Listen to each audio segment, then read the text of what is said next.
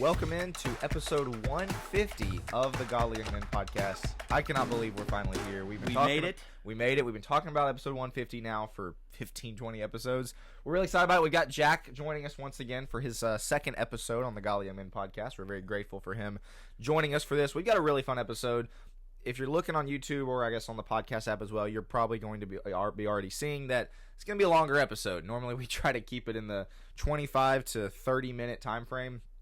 Probably not going to happen this episode. No. We so for those of you who don't know, we do have a Godly Young Men podcast Discord that the link to join is always in the description, the comments, or not the comments, the description of the episode. So click the link to join. But the episode today is going to be comprised of questions that are submitted by our Godly Young Men podcast Discord members. So we've got 40, 50 questions to go through that have all been submitted by our Discord members. So it's kind of an Ask Me Anything episode. We're really excited about it. Joe, any introductory thoughts? Yeah, we're very, very excited. We're very grateful for everybody that participated. I think we had, how many did you count? There are at least a couple dozen guys, 15 guys, whatever it is that asked different questions. Yeah, we're looking at the list here. I mean, that's probably 20 different guys. So that asked, that participated. 28 of them. 28 of them. All right, man, I can't count. I'm going to shout everybody out, but that's 28 names. So. Yeah, 28 names, yep. So Jack did a great job. Jack compiled the list for us. Jack is going to moderate for us, so we're really grateful for him doing that. And he's also very active. He's the one that moderates so much of the Discord that we really appreciate the work that he does there. And so if you're not on the Discord, make sure to join it. Hopefully we can do something like this in the future. We're also going to get into voice chats. Jack and I kind of did like a brief one just to kick it off, see how it goes. We're going to be doing more with all three of us, doing voice chats going forward. And that's just extra content. That's just to have a hangout. And so come hang out with us and join the Discord. But for this episode, yes, we didn't ask me anything. A lot of participation, tons of questions, back and forth. The guys are hilarious on there, so we always appreciate it. Jack, any introductory thoughts for you? No, congratulations to you guys on 150. I appreciate getting the opportunity to celebrate with you and kind of be the Inquisitor. I thought about putting on a suit and just really let's celebrate big. It's a fun role for you, yeah. I don't want to show you guys up though, show up and I'm in a suit and tie, and kind of. But yeah, here I get to grill you a little bit. Jack's getting off the Godly Old Man podcast. Yeah, that's right. Thanks. All right. I wanted to start you off with the one about being making dinner and a guy breaks in with a knife and all. I didn't see that one come through. Yeah. Which briefly we probably should say, I don't think we hit every single question that was submitted. Yeah. I don't know if you wanted to kind of give the qualifier there. Yeah, there's like 10 of them we set aside that would take like really long to answer. There might even be full episodes you guys do later, or that maybe we've done on Think Deeper on our other the podcast I'm on with you guys. So we appreciate those questions, but things about the Book of Enoch and apocryphal books, or blasphemy of the Holy Spirit. Yeah, great that would take. You guys would be here for 4 hours. We did all those, so. Yeah. Good stuff. We'll get to them eventually. And just as format, because it's an Ask Me Anything, Jack broke it down. He did a good job of breaking it down into different kind of topics as we go.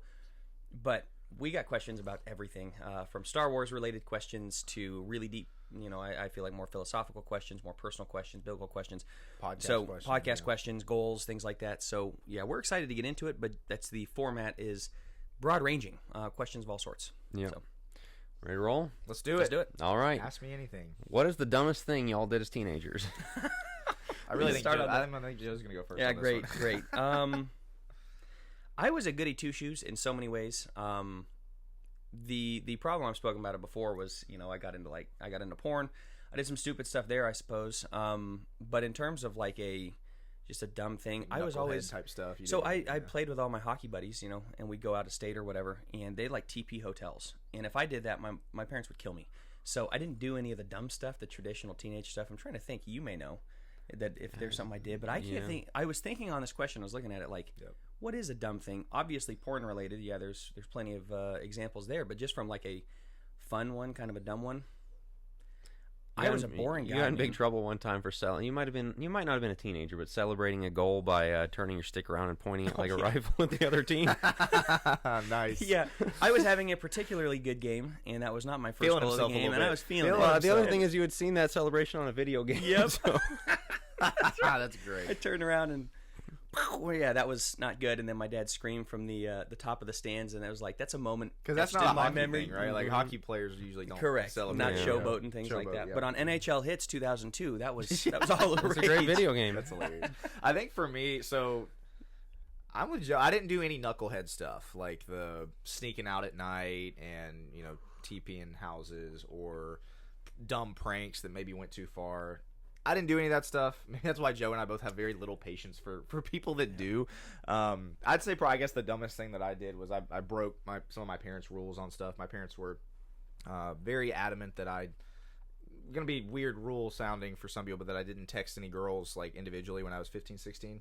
And I broke that rule a handful of times. So more disobedience dumb than just being stupid dumb. So I'd probably have Did you end up telling your parents about that later? They found out about a couple of them. Okay, I was going to say. It's out there now. Got grounded and all that. So, again, 15, 16. So. All right. What's the best, this one was specifically to you, Will. What's the best deal on the Chick-fil-A menu?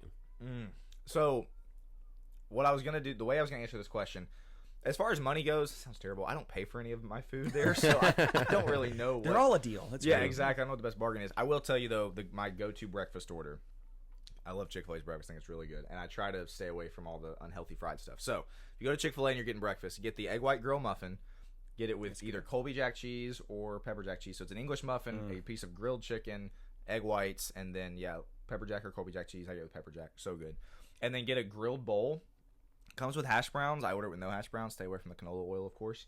But it's grilled chicken, egg whites, and then cheese with the jalapeno salsa. Oh, wow. Man. Ooh. So that's been my go-to breakfast now for like a year. Just because a lot of protein and it tastes good. So that's my answer there. Any insights on what you're allowed to tell us? What's coming down the pipe? There's a lot of stuff coming in 2026. Hey, all right. A lot of stuff. Love to hear it. Cool. Very cool. All right. Somebody said, Think Deeper and Jim are among their favorite podcasts. What are some of your favorite podcasts? You go first? Sure. I'll be honest. I'm not a huge, as crazy as it sounds, I'm not a huge podcast listener. I don't have a ton of time. I listen to people for my living, but they're not podcasters. So, by the time I get done, I work from home. This shed is out in my backyard, so I literally walk down here. I start, my calls, go for several hours, and then walk back in and play with my kids. I don't have a ton of time, no drive time, so I know it's a long way to say I don't have a ton. I like, if I'm going to turn one on, Modern Wisdom with Chris Williamson. I think it's great. I've gotten a little more into Diary of a CEO. I think there's that was huge. Yeah, I think that's really interesting. Just the style and the format and the people that he gets on. Occasionally turn on Rogan. Few political ones here, there. Jack, if you send me something, I'll listen to it. Couple, Avs podcast, something hockey, but not very often. So, like, even on my Spotify Wrapped, I literally think I had like 3 for the year. Really? Yeah. See, for me, it is like with the Rogan stuff. It's more clips. Like you'll watch the clips as opposed to the whole episodes. Yep. I'm a big sports podcast person, mainly because when I want to listen to podcasts, I don't know, it's more entertainment, I guess, for me. So, I like listening to Colin Cowherd, Nick Wright. So they all have their individual shows and stuff. But yeah, I'm with Joe. It's probably boring answers. I don't have a ton of because the other thing too is at least once a week I go back and listen to our gym episode because I edit it. And so that's technically kind of listening to that. I try to go back and listen to our Think Deeper episodes, mainly for, I don't know, see how interesting we are. Like a month removed, go back and was that a good episode? How do we come across? So not quite enjoyment listening, but so yeah, not a ton. Jack might have better answers for this one than what's the Joe go-to? I know you listen to a ton of podcasts. Yeah, you listen to a lot, right? I'm not going to say. Yeah. Very down the rabbit hole. Yeah, I know which one. Yeah. It's good stuff. No, there's like sports stuff, like you say too, and then different politics, history, whatever. But I do watch a lot on YouTube, YouTube clips and YouTube shows and stuff. So. Okay, what's the hardest verse for you to understand or wrestle with in the Bible? I'll go first here. That Romans 11. I was thinking whatever verse 20. All Israel be saved. Yeah, all Israel will be saved. 26. Yeah. We taught Romans at our previous congregation earlier in the year, and Romans is a great book, pretty deep. But chapters 1 through 8, it's like, all right, just dig into it, and it's fairly not, I wouldn't say easy to understand, but it's fairly understandable. Man, you get to chapter 9, and it's like, whoo, this is rough. And so chapter 11 has the verse about all Israel. So chapters 9 through 11 is about kind of what does God do with the Jews? Did God neglect the Jews? Were the Jews kind of slighted? And then you get to the end of that, chapter 11 talks about all Israel will be saved. The implication for some can be, okay, so does that mean all Jews will be saved and all that? And so Jack actually, I think, is the one that taught that section. Joe did kind of, I think, the leading up section, if I remember right. And so that was tough. That was really tough. But that's kind of what came to mind first for me, as far as one singular verse. Singular verse would be that one. 9 has a couple that would lean more toward Calvinistic tendencies that I don't agree with. But on the other hand, tough to get around. Aren't there some some of in those 8 as well? The late part of 8 has a little bit of that. 8:20, what is that? Like 29, 30, 31, somewhere around there. Predestined, Yeah, predestined, things like that. And so I think those are kind of difficult just because if you're a Calvinist, like, oh, super easy. If you're not, those can be a little bit more difficult to explain. Makes you squirm a little bit more, yeah. Jesus calling the woman a dog always kind of sat a little wrong with me. The Syrophoenician woman. I understand it, but it's also kind of like, yikes, that's a little harsh. So a couple things that Jesus says here or there. I just sent you one where he talks about basically guardian angels is the implication, and it's like, oh, that's another one. What? The head covering is one where Paul says because of the angels. Yeah. Yes, not exactly an easy one. Yeah. It's a record scratch. Like, what'd you just say? Yeah. And it just moves on. Like, all right, moving on. Yeah. As we all know, the angels. Yeah, exactly. Thanks, Paul. Appreciate that. Good one. All right. What would your dream job be if you didn't have to worry about money? It's your turn to go first. Oh man. I mean, if I could do anything, it'd be playing in the NHL, like anything. But honestly, I really like my job. I get to live the dream in a lot of ways. I love talking to people. I love being a therapist. So that may be a boring answer. If it wasn't for the NHL, by your job you meant be on podcasts with us. That's right. Well, of course. Well, that's number one, and therapist right, number two. And it's a good thing you don't have to worry about money because it ain't there. Not a lot in this. Yeah. If I didn't have to worry about money, I mean, a full-time podcaster and doing all this stuff would be a ton of fun. On the other hand, I'm not that interested in fame. It looks miserable, so I'm good without.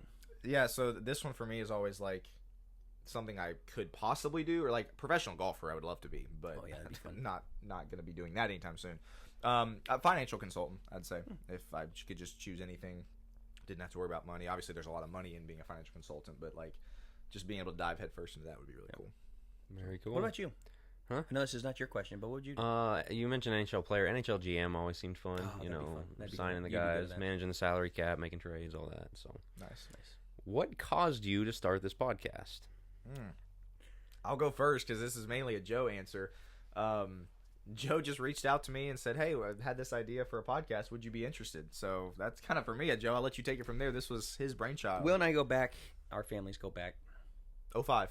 Was it 05? 2005. Because Claire was like 1 month old. Yep. 20 years. That's insane. So obviously we're best friends and growing up together and such. And so we were not living close to one another at the time, but my wife gets a hold of me and is like, talks to me. Sorry. We were standing there together. And she's like, I think, and actually, got a couple of them that listen. Shout out to her brother. She's like, I think people my brother's age could really use a podcast. Young men, where you just go through the struggles of being a young man. And at the time, I think I was 26, 27 when we started in January of 23. Right. So I would have been turning 29 but I think we sat on this for a tad bit. So whenever it is. Either way. I don't know that I'd be considered young, but on the other hand, she said, what if you did something along those lines? And I immediately thought of Will. We already had Think Deeper going, and so I thought, well, Will's going to be on the younger end, the Gen Z end. He's going to understand all these things. We're already great friends, and so let's just do something. So it was actually Alyssa. She calls herself the patron saint of the podcast. Is. Full credit, and, So shout out to my wife. But I was living in Alabama at the time, but was already making plans to move back. Because Joe and I realized we didn't want this to be a Zoom podcast like we do Think Deeper over Zoom. We didn't want to do that. And so I think Joe presented, I don't remember with the time frame. I want to say it was in like the fall of 2022. Sounds right. And then, like I said, we pretty much already made the decision to move back. And so the wheels set in motion. We went to record the trailer and the first episode on the same day back, I think, before I'd even moved. That's right. And then we launched our first episode, of course, first week in January 2023. So it was really cool how the timing worked out. Yeah, and having your dad's place for the first several. Yes. That was really nice that he has a separate office up there that we were able to record nice in little until nook, essentially. Yeah, exactly. So it worked out for our purposes. But Joe and Alyssa get all the credit for the brainchild. I will still claim credit for the name of the podcast. Yes. That was all me. But. Well, and quick story on that one. I don't know if we told it. We're sitting there. What are we going to name this thing? We got to do the promo. We got to do the first one. Because we couldn't do the promo without having a exactly. name. You got to know what it's called. And I don't even remember. I may have. We have notes. them. They're pretty rough. They're brutal. I remember just thinking, I don't like any of these. And I kid you not. We are like, if a clock is counting down, we're under 2 minutes. We literally had said we should have to pick something. Yeah. Let's just pick something and go. All right, let's just do this one. And Will's sitting there, and we're like less than 2 minutes from starting, and he goes, I got it. And it said, Godly Young Men, the Gym Podcast. I was like, it's just this moment. Providential. It was providential. Yep, let's go with that. So God is good, Will is good, and now you got people wearing shirts that say it. That's right. Cool. Got a big old logo on the back wall. More merch coming. Very nice. Good question. Favorite or most used app? Oh man, I'm assuming like one that's not used, or the one that doesn't come with the phone, like obviously messages all the time. For me, ESPN for me. I think I get on ESPN and just check sports, but I don't use my apps a ton. I don't use apps a ton either. This time of year, fantasy football, but no, probably my budgeting app, the budget app that me and my family use every dollar. I would say I'm with Joe. I don't use a ton of different apps. I'm on now. I will say I'm on my work apps all the time. There's like 6 apps that I have for work that I'm on all the time. But that's kind of a boring answer. I was trying to think. Discord now. Try to get on there and read when I can. So These guys are hilarious. Man, that's for the people that aren't on Discord. They started memeing the three of us, honestly, and it was really funny, but it was also kind of like, oh man. I was in a work meeting when all this started, and I just I was in a session like, what is happening? Yeah. Yep. You guys are very funny, but very good stuff. All right, favorite exercise in the gym for both upper and lower body? This is a great question. It's a great one. Yeah, I'll go, and then let's see. Lower body, I love to do squats. I don't know. I feel like such a man when I do squats. I feel it in my legs afterwards. I do Smith machine. I have not braved the free weights yet because I work out by myself. So not having a spotter always makes me a little bit nervous. But I don't know. I feel like I get a great workout on the Smith machine doing squats. Basically any leg workout is kind of my favorite. The gym I go to, they just upgraded. They have a whole new room just for legs. Oh, nice. No way. I haven't even done it yet. Yeah, I haven't used it yet. But upper body. Have y'all ever done? They're called 21s. So you take a barbell, but like the curved handle, and so I don't want to act it out, but like you come halfway up 7 times, then you start halfway up and go all the way to your chest 7 times, and then you go all the way down and all the way up 7 times without stopping. That's rough. It is a great bicep workout. Oh man, but it's hard. Yeah, it's hard. So that one, but again, same thing. I always feel like, man, that was a good workout. Yeah. So. I can tell you the one I hate the most. Which is probably the best one for you, yeah, right? exactly. Yeah. Bulgarians, I cannot stand split Bulgarian split squat. Yeah, I don't know why they're not lunges. They seem more lunges than squats. But either way, put one leg on the back of the, I hate on the those bench, things. right? On the bench. Yeah. Those things are rough. But yeah, I think they work. I do like leg extensions. I feel good after that because you can barely walk. For upper, we've been doing these. I think they call them skull crushers. I'm sure there's another name. Where you triceps. Yeah. Triceps. I think that's a good one. And then the basic incline curl. We've also been doing decline press, and that's kind of a fun one. You can bench press a little bit more than you usually would just sitting still, but you're on the decline, so you're literally like downhill and doing it, and it's supposed to work underneath the pec. And I like that one a lot. Yeah, nice. All right, what was the maddest you've ever been? Oh man, Joe's turn to go first. I was thinking about this one, and I don't know who all listens to the podcast.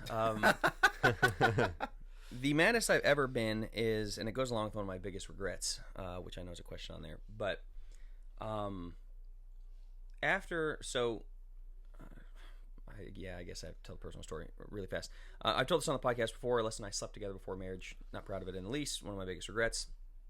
But the way it was handled after and everything else, I don't know who all watches.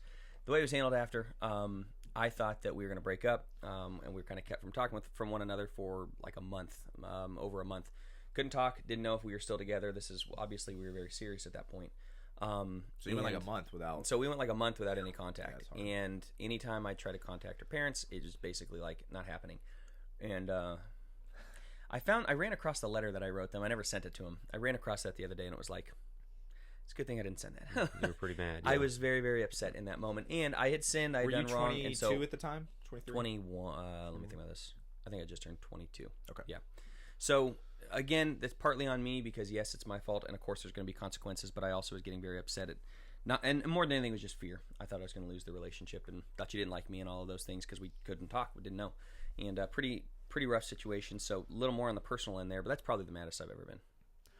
I don't have one that sticks out. I think probably some of the maddest instances I've ever been have been work related. I worked for Amazon before. It was very highly stressful and had a lot of stuff that was just very difficult to deal with. Difficult people. Chick-fil-A not quite as much, but I'd say for me not quite to the level of Joe on the personal end. My parents also, they don't watch. Shout out to Randy and Tanya. I don't think they watch either, but my parents certainly don't. But me and Rachel were not engaged. This was 3 months before we would end up eventually getting engaged, but we were obviously talking marriage and all that. And I got an email from my mom that basically said, Rachel is not the girl for you. And that one was more of like, just kind of upset. Well, then later on, because I didn't hear from my dad, texted my dad, I was like, did you see this? Do you agree? And he's basically like, yeah, I agree. So that's when I started to get pretty upset, pretty angry. And it all worked out great. My parents have an awesome relationship with Rachel now, but that was a rough stretch. I got mono during that stretch. I got really sick. Like, I wasn't sleeping well. That was probably the most unhealthy I've ever been in my life, just because I was like ready to propose to this girl, knowing my parents pretty much disapproved, and I was right, they were wrong, just for the record. But yeah, that was a rough stretch. Same with my parents. Same with mine. They told me in September we're getting married in October. We went on a trip in September, and they were basically like, yeah, we really are against this. And it was like, hit you like a ton of bricks. And yeah, I was like pushing suicidal. I was very, very depressed. I have not been that low in my life hardly ever. Which this is really hard because we're all three of us, not to speak for you, Jack, but I would say we're really big believers in parents being very involved. Yeah. And even having some sway maybe in who a young man, maybe more so a young girl. I definitely get more so a young girl. But even with like my sons getting married, I plan to be pretty involved. Both our parents are 0 for 2, kind of. You know what I mean? Like 2 swings and misses from them on that. To me, that was a mess. You have to be careful with the nobody's good enough for my baby thing. Yeah, which I think was very much the case for at least my mom. I don't know about my parents approved of my wife, and so I guess we're just happy he got somebody. You know? Sorry, what were you gonna say? No, you're good. I think it's that was a masculinity moment. I think because we don't. That's something we've talked about before. Doing courtship. Doing. Things to bring people into manhood. Oh, yeah. And, rites of passage. Thank you. Rites of passage. Couldn't think of it. I didn't really have a rite of passage, but that is a rite of passage. Same for you, which is like... kind of made a decision. This is the biggest decision of my life. I'm making it for me. I'm deciding this, even though you don't want me to. And I think I would not have been ready for marriage if I'd have been like, you're right, Mom and Dad. Okay. I really want it, but you're right. Okay. Like... No, it's a leave and cleave. I have to make the decision. I have to live with the consequences, and so far, so good. You certainly didn't just blindly say, no, whatever, y'all are out of your mind. You evaluated, you considered, and you came to a conclusion that was different from theirs, and you were correct. And God is good. I would also say that's one of those, when you go to a doctor, get a second opinion. Okay, maybe your mom and dad think somebody's too good for their baby. Or maybe they say it, and you ask all your friends, and they're like, yeah, that's a great point, too. So ask around. If everybody's saying it, maybe you got something there. That's a great point. Good point. All right. If you were to become a missionary to a country that didn't know Christ, but you could use only one book of the Bible, which one would you use? Romans. Yeah, probably Romans. Romans or Matthew. I know everybody's going to say John. I'm a Matthew and a Romans guy, those two. If you want to, I know we've talked too, if you want a shorter one, Ephesians is a really good one. Ephesians is great. Romans is going to walk you through, you're a sinner, you need Christ. Yeah. It's not by your own work. Yeah, it's not by your own works. You need justification. It's through faith. Here's how you get there. Baptism in chapter 6. The Spirit, the work of the Spirit in 7 and 8. I mean, it basically starts from you've never heard of God to you're into the weeds by the end of 16. It's Romans, you get the in-depth view of salvation. Yep. A gospel, you get the in-depth view of Jesus. Yep. Obviously, you get both in either one, or in both, I should say. But that's how I break that down. Yeah, good stuff. All right, this is like a 2-parter, and it came from 2 different guys, so shout out to both of them. But they kind of asked them back to back, I guess. If you could erase one everyday inconvenience from existence, what would you get rid of? Let's start with that. I thought on this. I had an answer for this. So I couldn't come up with an everyday thing, and so I went with the next best thing. I hate keeping my car clean. Yeah. It's just such an inconvenience to like. I'll go like 2 weeks and just do a complete clean out of my car, and then it'll gradually, law of second thermodynamics, it'll get worse, and then I'll just clean it all. So having to keep my car clean is an inconvenience for me. Putting gas in the car. That's a great one. So that's why you bought an electric. Yeah, yep. Exactly. Which now I have to plug it in every night. But that's a lot easier than going, because you're just going about your business, and I have to. And you know me in time management. I have to think about. Exactly. An extra 5 to 10 minutes. I don't have a 5 to 10. I don't ever have 5 to 10. Joe does not have that much margin for error. No. I'm usually 5 to 10 minutes late already. So the idea of having to pump gas, like you just got to think ahead and think, okay, now's a good time. And so we'll be driving home from Mom and Dad's literally like midnight and be like, yeah, we better do it because tomorrow we're gonna have church and we're gonna be running late or whatever. And so you got to think about those things. Yeah. And the other flip side of that, what's one inconvenience that you think is necessary for day to day? Putting gas in the car. Well, yeah. No, making your bed and keeping your it's a good one. abode tidy. I was gonna say cleanliness. I think one thing for me, I'll get home from work and typically my clothes after work are dirty, so throw them in the hamper. But like get home from church or something, it's like these aren't really dirty. Hang your clothes up. I'll just throw them in the closet floor. Like I'll get to them later. I never get to them later. Like just hang them up, keep your abode tidy. I would say that, and I know some people think brushing your teeth is a major inconvenience. Please brush your teeth. Please brush your teeth. Some people are like, I skip that. Like don't skip that. That's a great one. Brushing the teeth. Even taking a shower. I take a shower every single day. Yes, it gets old from time to time. I've taken up to 3 showers a day just based off of how it goes. And yes, it's an inconvenience, but we talked about it in the hygiene episode. We're big believers in that. Smell good. You know, look good, feel good. Yeah, play good, pay good. Coach Prime. I love this question. If you could ask for one gift from God like Solomon, what would you ask for? This was a great one. I would. You want me to go first? Go for it. Losing track of whose turn. No, that's it is. fine. I don't care. That's my job. Sorry, I'm falling down on the job. Go ahead. Will. One gift from God. I don't know if this counts. Basically, like a guarantee that my whole family ends up in heaven. Is what I would say. If we're talking like a trait, asking for wisdom is excellent. Asking for the ability to raise faithful kids, faithful disciples, faithful kids. So that's probably what I would go with, something in that vein. I had 3 that came to mind. Wisdom, obviously, is as cheesy as that is a great ask because it encompasses so many things. Yeah. The other one I had, I'd pray for peace. Peace in the home, peace of mind, peace in my relationship with God and my relationship with others. Just being at peace in my mind because I find my mind wars back and forth in certain ways. So being at peace I think would be good. But just a depth of relationship with God that I could pass down. Yeah, that's good. Like that would be I want a really strong prayer life. I want a really good walk with God so that my kids can see that. They can emulate it. I can't give what I don't have. And so the idea of being able to give them this strong generational faithfulness that I don't currently possess, I'd love to be able to, and that's what we're working toward, obviously, but that's what I would do is a non-fluctuating relationship with God because there's times you're really close and times you're not as close, and I'd love for it to not fluctuate. Yeah, because he asked for wisdom. That's a really good ask, but it didn't keep him out of it. So right to your point, the virtue, the closeness with God, whatever. All right, another back-to-backer here, and we'll start with Joe this time.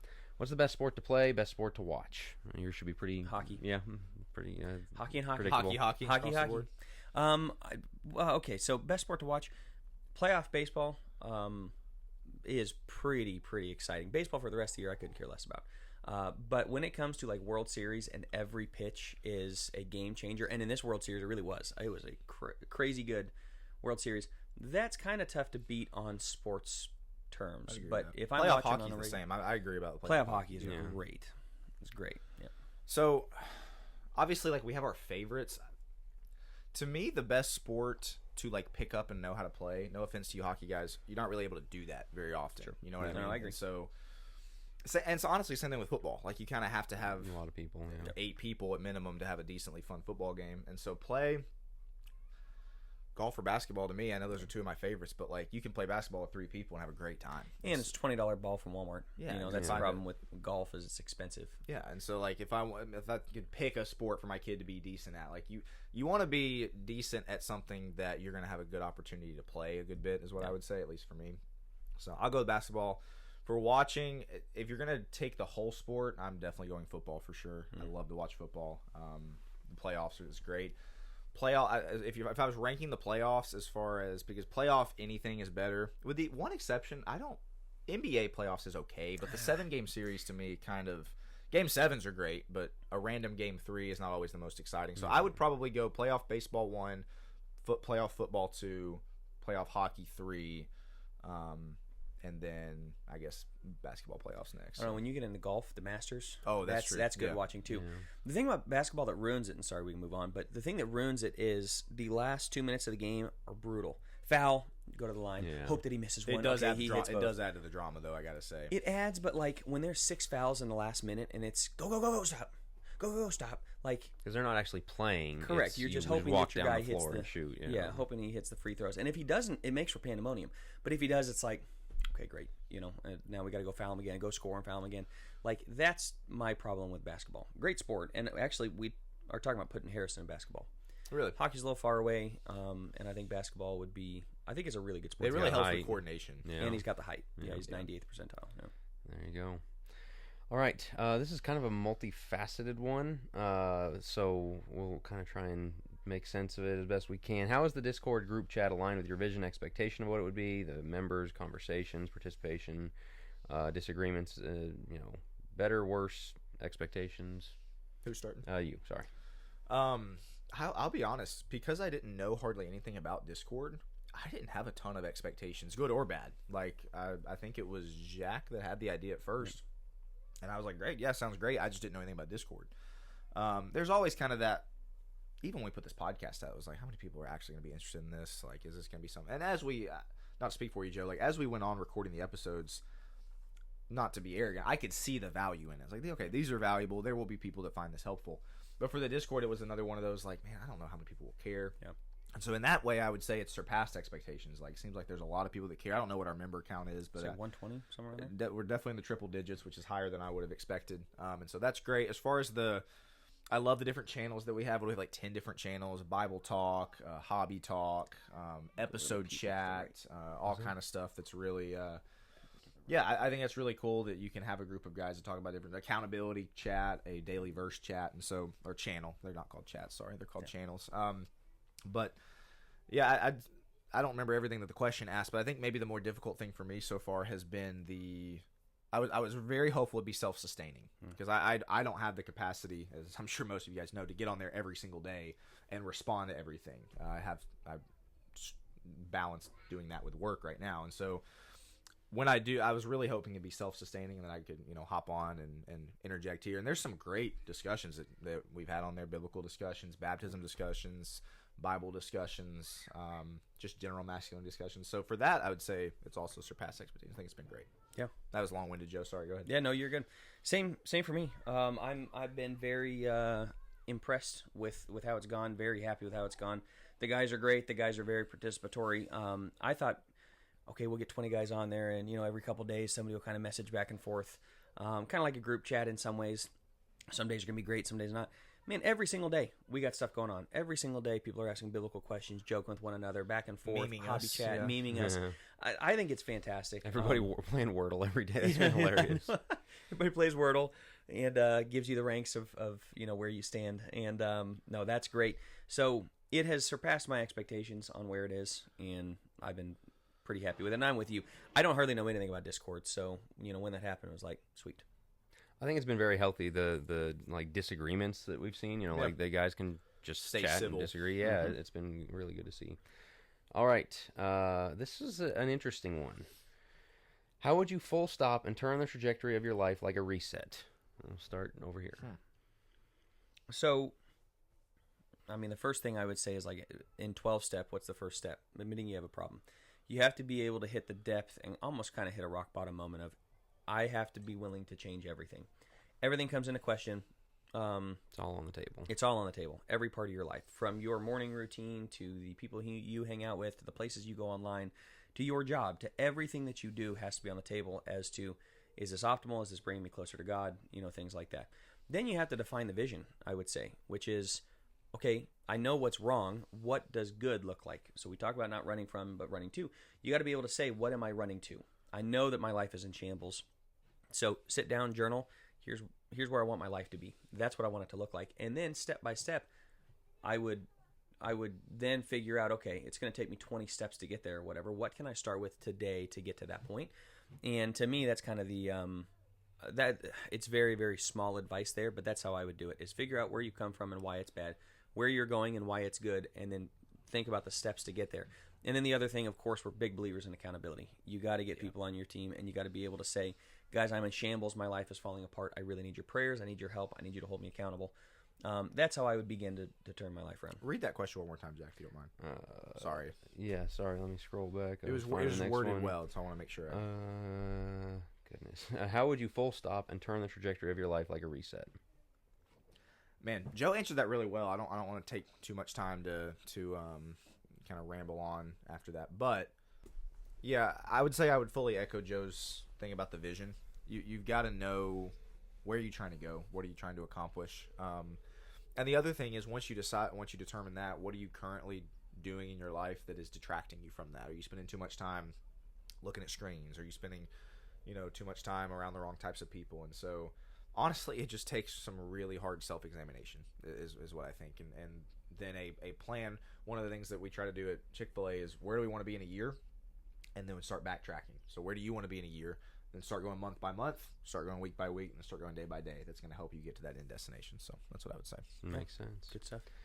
How do you feel about visiting other congregations that have instrumental worship? Would it ever be okay to do it on a Sunday morning or only Sunday night? Other days, can I enjoy it or can I sing with it? Who's going first? Your turn. Of course it's me. You're welcome. Yeah. Throw you that grenade. So we've gotten into some instrumental music discussion on the podcast before. I don't think we've done an instrumental music episode. I don't know that we plan to. It's not really the point of this podcast. But I personally don't believe the New Testament authorizes us to use instruments in worship. So therefore, specifically on a Sunday morning, I would not see myself ever because you run into that, like, I'll invite people to church, right? And then there's always what if they invite me to their church as being friendly? Like, okay, well, they would come to mine. Should I go to theirs? And so I definitely don't think I would ever do it. In fact, I know I would never do it on like a Sunday, where it might get a little bit more like, okay, maybe I should go just to, I don't know, like, extend my evangelical hand would be like on a Tuesday night Devo or something where there's going to be instruments or something. Even still, I would be very, very uncomfortable. So that's overall, I would say probably not for me. Would that be anything that I would Same for me. I think it's I'm not comfortable with it. And so no, I'm not. I do believe that we're supposed to worship without Church Christ, and not just Church Christ dogma. I think we have our reasons for it, and historical reasons, biblical reasons, Old Testament reasons. I think there's a lot of reasons why. So no, I mean, I wouldn't feel comfortable doing it. But as far as it goes, listening to it like during the week, I know. I think there's another question about that later, right? Is there, or is that, or did you want to tie that one in, like in terms of? I did see that question listed later on. We can go ahead and hit that one now. Might as well. Yeah. So as far as it goes, listening, I know a lot of people that do, Hillsong or whatever it is, and a lot of Christian artists. I don't know. I don't view that as a worship setting. I don't view that as the corporate worship. We're sitting down to worship God. I know a lot of people do. They're kind of worshiping God with it. I'm not like ultra dogmatic on it. I'm not a huge fan of the music, but mainly just because I don't like the music. Right. So that's a tough one. I think I'm okay with it overall. Yeah, I'm okay. My family does, just to be fully transparent.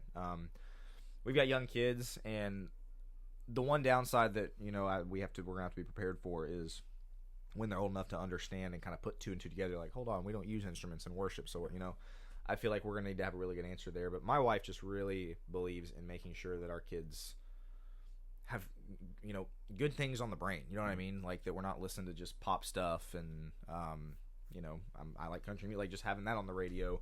I think having music, worship music as they call it, just to songs about God and stuff like that. I understand why people don't, because it's for some people it is worship. I'm with Joe. For me, it's not worship. It's more so and it's not even for entertainment. It's just more so I want to have good things in filtering through my ears. Good lyrics, focus, thoughts about God. I don't see a problem with that personally. At least it doesn't prick my conscience. But I fully understand why people don't. I think it's a bit inconsistent to say that listening to that would be far worse than listening to latest pop album that came, Olivia Dean or something like that. You know what I mean? So yeah. Who? Sorry. Who is Olivia Dean? Y'all serious? Yeah. I'm just old. Oh, she's like blowing up right now. Okay. She's, really? Yeah. Not Olivia Rodrigo. I think I've heard. No, Olivia Dean. The Man I Need. Not ringing a bell. Okay, never mind. No, we're old. No, not at all. Look her up. Exactly, she's kind of blowing up right now. Okay. All right. Funny. Okay. We'll talk old guy media here. We're starting over here. 3 in a row. What's your favorite Star Wars movie? 5 is great. Probably Empire Strikes Back. Oh yeah, it depends on how you go. If you're like real old school, then it's number 2. But yes, Empire Strikes Back is probably.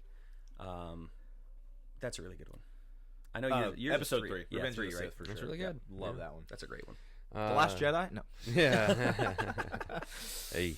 All right. Favorite Star Wars character? Han. Anakin. I love Anakin. How dare you? But growing up, that was like I wanted to be Anakin growing up, so that's kind of I guess a nostalgia. Sorry, thing. Obi-Wan. I'll go back. Obi-Wan's just a great choice. Yeah, Obi-Wan is a mine. great choice. Yeah. Han Solo is very cool though. Yeah, man, that's kind of hard to narrow down, but interesting. Which one would you do as your favorite? Yeah, I was gonna say, right, let's go with Qui-Gon Jinn. Yeah. As your Kind of a maverick, you know. Yeah, like, okay. Gets killed off after one I episode. know, but he was cool. It's He like, was very well, it's cool. also one of those like, if he was there, maybe things go different, you know. That's This is true. Getting too deep into the fiction. Father Wounds. No. There you go. What's your favorite Star Wars? What's the best movie? No, Empire Strikes Back. Okay, Yeah. But I mean, 3. That's real good too. Who shot first, Greedo or Han Solo? Do you care? That's I do not care. I don't know enough about the. Like, I understand the why people lore. care. I understand the lore, like character why- development. I'm with you. I don't necessarily care, but it's character development on like, well, if he's a, and I think in the original movie they had him shoot first, and then they went back and edited later and had Greedo shoot first. Is so the problem technically Han is did the shoot reason first. why it matters is just because like It adds to the character development of like he him wouldn't just shoot being him. a merciless guy. Boom, he just shoots the guy dead because he's not. Which is getting the his way way I type always of thing. watched it. Like I thought that's what happened. Yes, whereas if you look at it as Greedo shot Yeah, first, if Han's shooting in self-defense, okay, he's just always been a good guy, Yeah, or exactly. is it? Well, he was He is a a scoundrel, scoundrel, you know? but he's coming around, you Yeah. know. So Yeah. So I do think Han shot first, and I think the character arc is built for that. there you go. How about your thoughts on AI? Are we cooked? Yes. I love this. I love the way you phrased it. I think I know who asked this too, based off of how he phrased it. Yes, we are, in my opinion, very much cooked.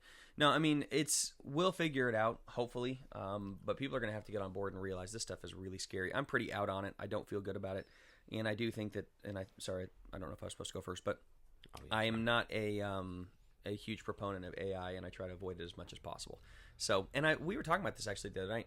I think a lot of young people avoid it. I'm sure there are those that love it on the Discord and some of our watchers, but a lot of young people seem very skeptical. A lot of the boomers and Gen Xers seem to think it's the greatest thing since sliced bread.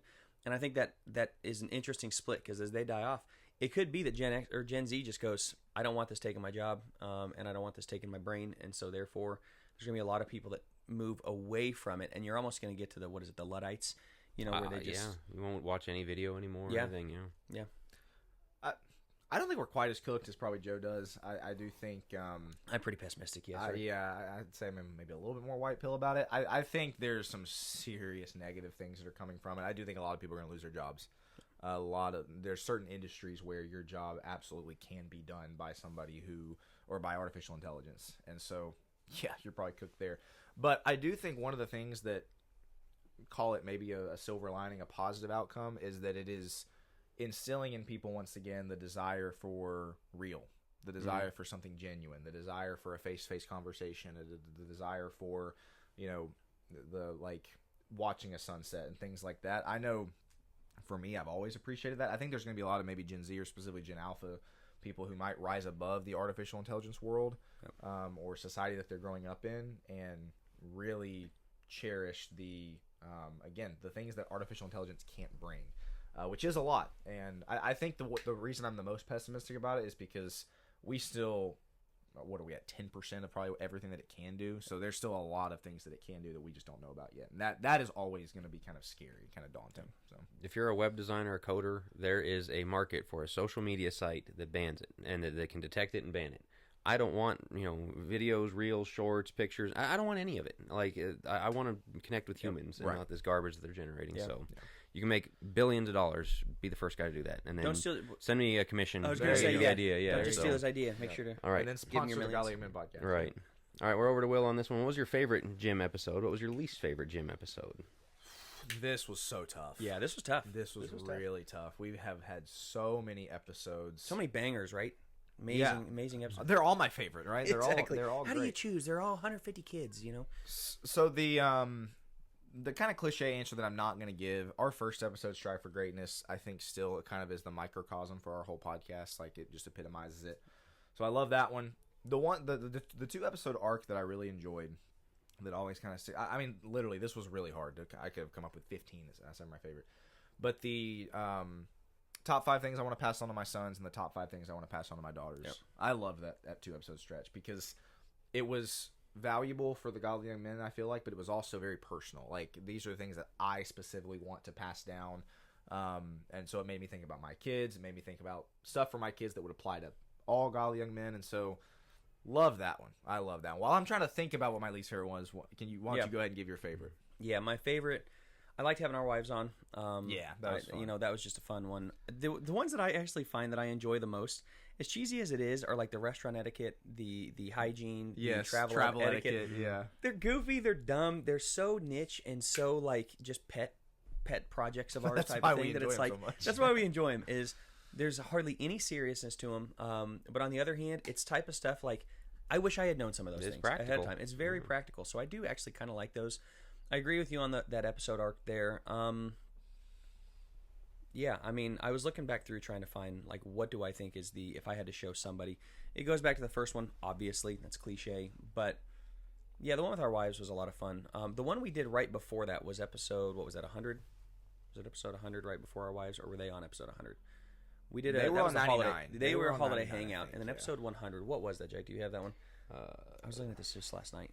Keep talking. Yeah, and it was something like unique as well. Yes, it was something unique that I remember thinking was great. Special year-end review. Yeah, the year-end review, where we kind of went back over. I mean, anytime like that, I know that sounds lame because it's not like a super deep one. Those are the funnest for us, in my opinion, those are the funnest for us to record because there's not as much gravitas. Do you have I have my least favorite. Go ahead and give yours. So on my least favorite, I wish we had done a little more, and by we, mainly me, had done a little more study on orthodoxy. Before we meet all the ortho bros, that's fair. I should have done a better job of really like sinking our teeth into it. I wanted to jump ahead because nobody's talking about it, and I feel like this is a problem. On the other hand, I should have been more well versed in a lot of their stuff. So that would be kind of my, if I had a regret or the one I didn't like or that I might re-record, it would probably be that one and have a lot more information to it. That's a good one. That one we had one on like protecting your thought life. I think it was a good episode. It sounds terrible, but sometimes I think in terms of like content, like what's going to make good content. Yeah, we've had some that have gone that we've done that maybe are not the best content. In fact, as much as I love the top 10 ones, the 10 pillars of healthy masculinity, I think we stole from Aaron Rand. That one I went back and listened, wasn't super riveting. Even though I feel like it was good content. So I do, the ones that I feel like are the best ones are the ones that are more personal, are the ones where we just are kind of hot fired about something. The Orthodox one's is a good pick as well, just because neither one of us were probably super well prepared on that one, but it's a good question. Can you guess your most hit episodes? Gotta be Strive for Greatness, right? Strive for Greatness is number one. Yeah, Andrew Tate was a high one. No. Charlie Kirk was a high one. Andrew Tate was a high one. I was looking at your screen, sorry, so I can't answer this. Number 2 is Capitalism versus Socialism. Number 3 is Dealing with Lust. That one surprises me. That one did do really well. Yeah. I remember I thought we handled Capitalism versus Socialism pretty well, but man, people ripped us in the comments. Yeah, they're just going to. They're pretty rabid. Just the way that it is. Same thing with the Ortho Bros, but yeah, the that one I guess I could see because it gets more of the comments. The third one, the Dealing with Lust, is an interesting one. That was good. That was an early on episode. It took off. Yeah, that's good that it was. That was episode 13. Yep. All right. What is the most beautiful and lovely character about your wife? And we're over here first. Man, I was thinking about this. Like, there's just so many. You gotta pick one. I know.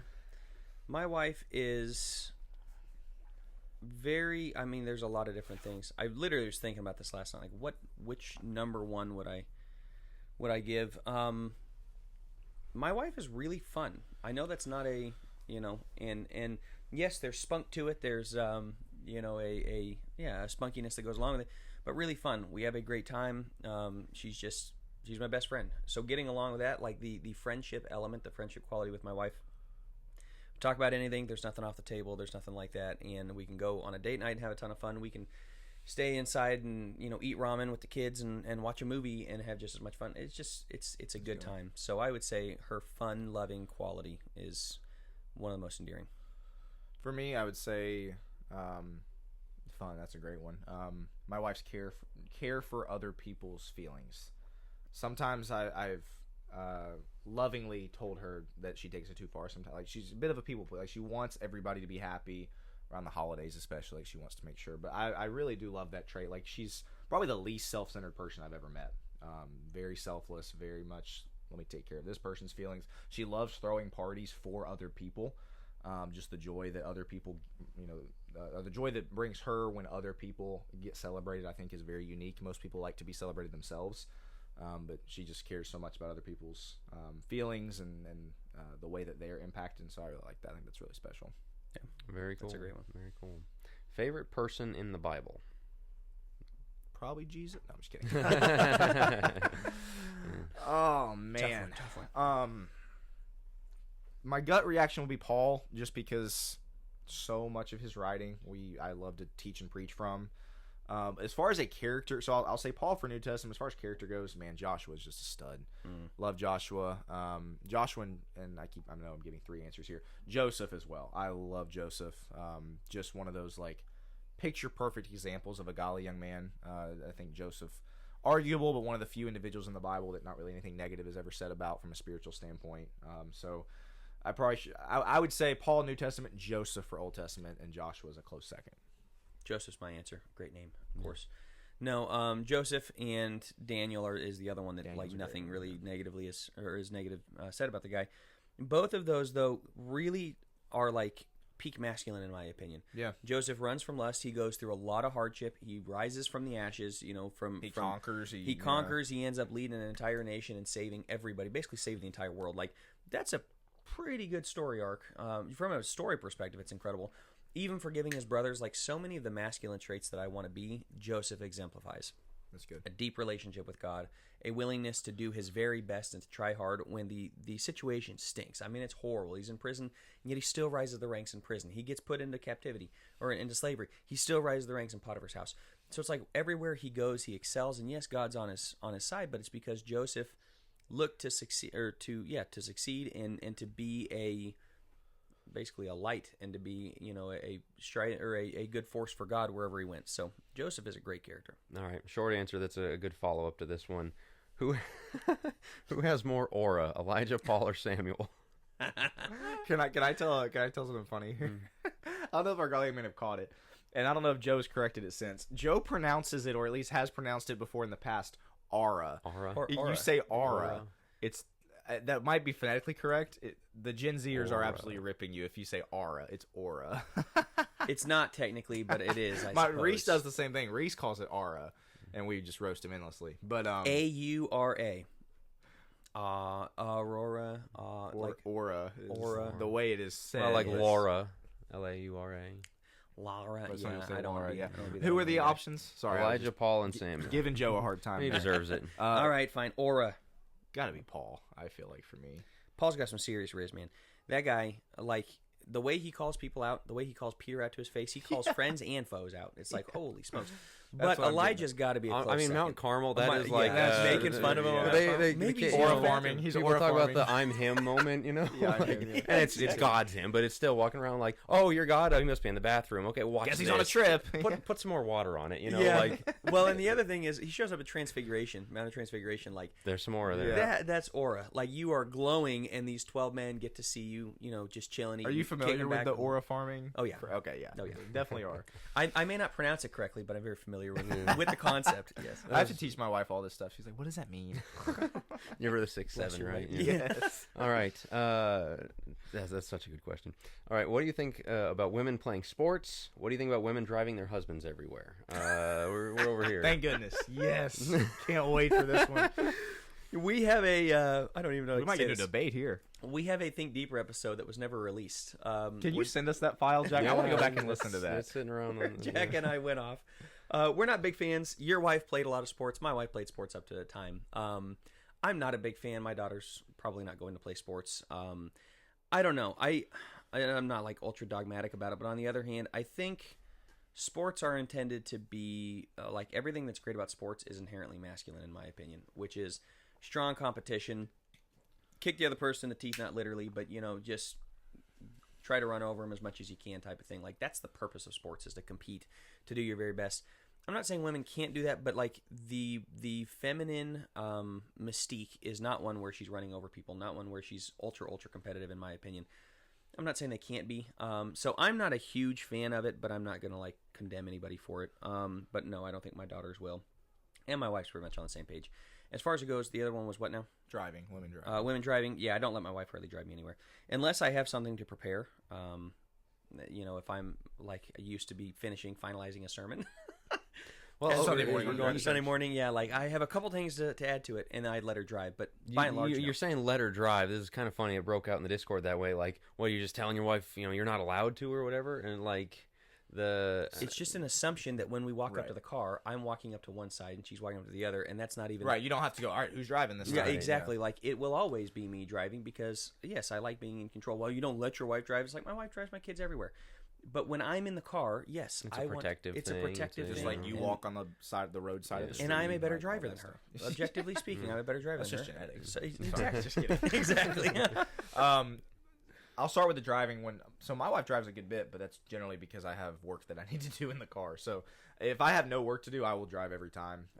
But if I do have work to do, prepping outlines on the way here, actually, she drove. There you here go. So I could prep There you some go. It's outlines. handy to have a chauffeur. Yeah, and That's man, nice. that is the thing too. Like, I don't hardly, again, the Discord guys will know, I don't have time to respond to people all the times throughout the day. And there are a lot of times like I wish somebody could just drive me home from work just so I could respond to everybody on my way home from work. But yeah, so anyway, that I do agree. It's kind of weird if like neither one of you has anything to do and the wife drives. Maybe that's just the masculine thing. I don't know. The women playing sports, I understand everything Joe's saying. I don't have a problem with it. I think if you allow your daughters to play sports, which I plan to, you do have to be careful. You have to make sure that maybe that's the reason for hesitation is that you have to be a little bit more diligent to make sure that they, stay feminine. But I think it's very doable. I think a lot of girls can pull it off and pull it off very well. They learn coordination. They learn, having athletic ability as a girl, I think, is a good thing. You learn, obviously, there's things like teamwork and learning how to work with other people, which I think is good. So Let me ask you this. Is there a date cutoff for you? Like how old they are? Yeah, an age cutoff. Because there is Probably nothing not. more cringy than professional women's sports. Well, yeah, so I guess another way to put it, would you take your daughter to a WNBA game? I would never step foot on a WNBA court. If you step foot on a WNBA court, you dominate everybody. That's the problem. Right.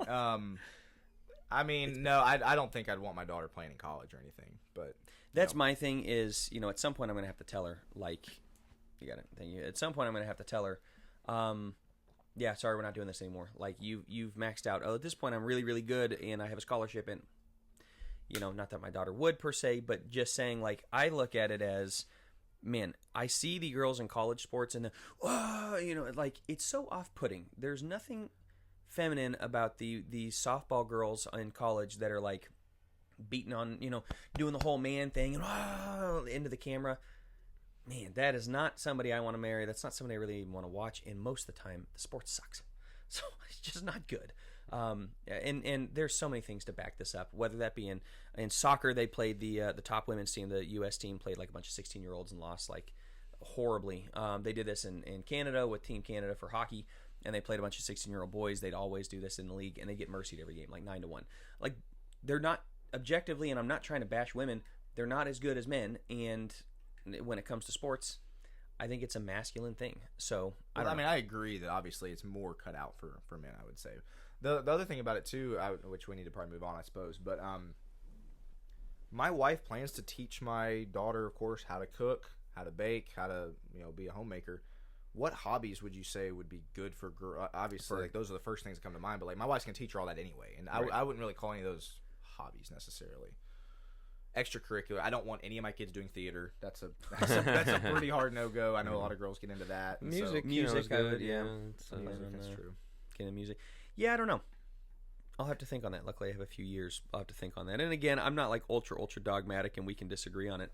It's just I find it off-putting. But no, I don't find like T-ball for 6-year-old girls off-putting. It's just as it grows. That's why so many of them turn lesbians, I think. It's just a really, really negative place to be. But up to high school or whatever, yeah, it's less of a problem. So, all right, what is your go-to healthy meal? Start with Will. Man, grilled chicken, rice. That's about it. Yeah, my wife tries to cook really clean, and so that we don't have like an unhealthy meal and then a super healthy meal. She tries to just no seed oils, no food dyes or processed anything. So we try to eat fairly clean. But if I was like cutting or something, for instance, it'd just be a lot of grilled chicken, I would say. My wife makes these Whole30 In-N-Out burgers with lettuce buns, and she makes a special sauce, but it's with all Whole30 ingredients, and so it's like no sugars, no anything like that. And makes the In-N-Out sauce and then the onions, and you can't do cheese, but just the burgers, and that's really, really good. So as clean as you can be. But yeah, pork egg roll in a bowl is one that we do, which is really good. It's kind of like the feeling of a pork egg roll, but you can put it in a bowl and then you put sriracha on it and such, and that's pretty good. I'm a huge fan of chicken, so basically any chicken zucchini hash is really good. There's all sorts. We've done a few Whole 30s. Are you more of a chicken guy than a beef guy? If I have a chance, I'll eat beef, but chicken is way healthier. It's leaner, and it's a for protein less expensive, and for protein wise, chicken is tough to beat. So there you have it. Right. When is the next gym conference or seminar? What would your goals for attendance be? Leoma's had us out a couple times. I think we're doing a Think Deeper this year, so we're not doing the gym. So the next one is up to you. Go ahead and invite us. Let us know. Let us know. Yeah. We actually talked about doing, and I built out the logo and the name of it. Doing a camp, summer camp for godly young men. That's not happening in 2026. What I will say is, if we get the Discord up to 250 people, I 300 think people, might gain a little more traction than I initially thought. If we get 250 to 300 people in the Discord, I will consider that, because what we'll need is probably 1 out of every 5, 1 out of every 6 guys considering. If we can get 20 to 30 guys at a camp, it becomes more doable. But it's also huge things to put on, and so summer 2027 is a tentative goal potentially for something like a camp, where we get all the guys together. I've already had some ideas as to what we might do, who we might bring in, the different classes. So it's a great. It could be a lot. Yeah, that may be on the schedule, but we'll see. It's a lot to pull together. As far as the speaking, I'm speaking at a couple different places, but not for gym next year. The Think Deeper one's in February. One's in February in Leoma, Tennessee. Or is it Leoma, Tennessee? Leoma Church of Christ. Leoma Church of Christ in. Bad, I don't remember. Yeah, sorry to the Leoma, to our Leoma guys. Close to Centerville, something like that. Somewhere around there. So Jack's pulling it up for us here. Yeah, it's in Leoma, Tennessee. No, is it? Okay, sweet. Yeah. So, what's his name on Joe Rogan? Jamie, I'm Jamie over here. Yeah. That's right. Can you pull it up? Yeah. So yes, hopefully we'll see you soon. But if you are interested in having us, we are booking, and if you want to think deeper, we'll come and book that as well. And we got to go to California a couple of years ago because they booked a thing there. That was amazing. Just the Godly Young Men one, we really try to make it very interactive. It's not just me and Joe lecturing you the whole time. Yeah. We try to. I've always liked the workshop feel, which I think is what makes a camp so appealing. And I've been to a lot of different camps, and so I've. Obviously, interactive type workshop settings is usually goes over better for young men than just sit and listen to somebody speak, and so that's generally the way we try to structure it. Works pretty well. All right, a quick hit one here. Would you order a pumpkin spice latte? No, I don't like pumpkin spice, but all right, there you go. All right, I thought this one was very interesting. Who is the best athlete, Joe or Will? I think I should get to answer this one. Okay, go ahead. Will is easily the most athletic. In fact, we would take the family vacation to the beach every year. 2011 was our first year. Yeah, we'd have the football game, and as Will hit 15, 16, it was over. Whoever had Will on their team just won because the speed, down the beach. So athleticism, but Joe's peak as a hockey player was. I was gonna say, yeah, puts all of us to shame. Joe was probably. I don't know about that. Better than national tournaments and just hockey talent. Very, very good inline roller hockey player, and so and ice too. But do we have to answer it? Yeah, no, I wanted I was going to moderate here, but Will, as far as athleticism, as far as a specialized athletic ability, again, Joe for sure with his hockey skills. Well, because I played football and basketball with you, and it's pure athleticism. I'll go be for sure. We'll give you that one. The Discord has been clamoring for the push-up competition. You guys have yet to pull that one off. There's also the answer about or the question about the cage match of all three of us. I still hold I would win because I'm just meaner than you guys. No, I just sit on you. All right. So why do people ask questions like that? That's what I want to know. It's pretty strange. Anyway, I think the Amish have some things right, but some big issues. What can we learn from them and do? I'll start with Will. Contentment, I think, is the biggest thing. Obviously, and I'm speaking to myself. I go travel somewhere. It's like, all right, where's my iced coffee spot? Where's my Wi-Fi? All that stuff. So I'm very much Gen Z in that way, but. So I could never be Amish, but I think contentment for sure. Contentment with family, contentment with kind of the basic necessities of life, contentment with nature outside, I think is huge. Obviously, big lesson I want to teach my kids who will be growing up in America with kind of everything we want at our fingertips. Contentment gets a lot harder to teach in that society, so that's what I would say. Yeah, I think that's great. Priorities is kind of what comes to my mind. They do prioritize family quite a bit. They prioritize work ethic. They prioritize certain things rather than aura farming. Nice. They just do real farming. Yeah, exactly. Nice. So, yeah, I mean, the contentment's a great one. Peace was the thing that came to mind for me, which I don't like the pacifism side of it too much, but I like the fact that they're peaceful people. Not looking to punch somebody in the face. Correct. Well, that and just like they're at peace with literally going 2 miles an hour in a horse and buggy. They seem to be perfectly fine with it, and I'd be pulling Joe would my have an hair out. aneurysm. Yeah, the other thing is I can never be Amish because I can't grow a beard to save my life, and they'd kick me out, I think. So You wouldn't have to pump gas anymore. Great point. All right. Could you imagine how late Joe would be to everything if he had to ride a horse and buggy? come on. Step on it. Kill the horse. Yeah. Would you let your wife drive? That's great. All right. What's a quick hit one here? What's your favorite hymn? It is well with my soul. I was prepping this and skipped this one. I no. remember. Oh man. You Are My All in All. I love when you can get great one. kind of both the parts going. I think it's beautiful. Great one. If you had to pick one food to eat for the rest of your life, what would it be? Steak. Cheeseburgers. That was my other option. Yep. Just steaks are healthier. I feel mean, like I love cheeseburgers. Yeah, I love steak. See, you can do healthy cheeseburgers. That's true. Lettuce bun. Yeah. Man, I've been making smash burgers on our Blackstone. They're so good. Yeah. When are you having us over? I know. Yeah. We need to Come book on. it. It's not exactly grill season right now, but Out there just it was freezing. 14 degrees over the weekend. done. Yeah, I Yeah. did for Jackson's birthday. He wanted Did you burgers, really? and so this was a Sunday, thankfully, and What a good put dad. a hoodie and sweatshirts Yeah. on, and sweatpants on, and went out and grilled some smash Keep the burgers. grill There you open go. and just Yeah, exactly. All right. If you had to move to another country tomorrow, where would you go? Make Joe go first on this one. Yeah, I told the Discord you almost did. So Yeah. at the time it was England, but Yeah, I did get offered a job to go preach in London, actually. What was the And, time frame on this? Right before we got married. Okay. This is 2016. And so, yeah, they wanted me to come over. And a weird story, we ended up going over there before Harrison was born, so 2018. And been over there a few times and met a church in Stratford. And great Christians over there, a lot of African Christians that had come to London. And the day they were like installing or looking to install a new preacher, I happened to be there. And they wanted me, like they asked me, hey, can you get up and speak on this? And so I did a class on the qualifications of a preacher, which I had turned down the jobs. It was really kind of awkward. Like, well, we thought you were going to take it. Like, oh, you didn't pay enough, which is mean, but anyway. Yeah. And I was like, there's not really a qualification. And once again, another record scratch moment where they were like, what? They were literally raising their hands like, what do you mean there's no qualifications? I'm like, there's not really a qualification for a preacher.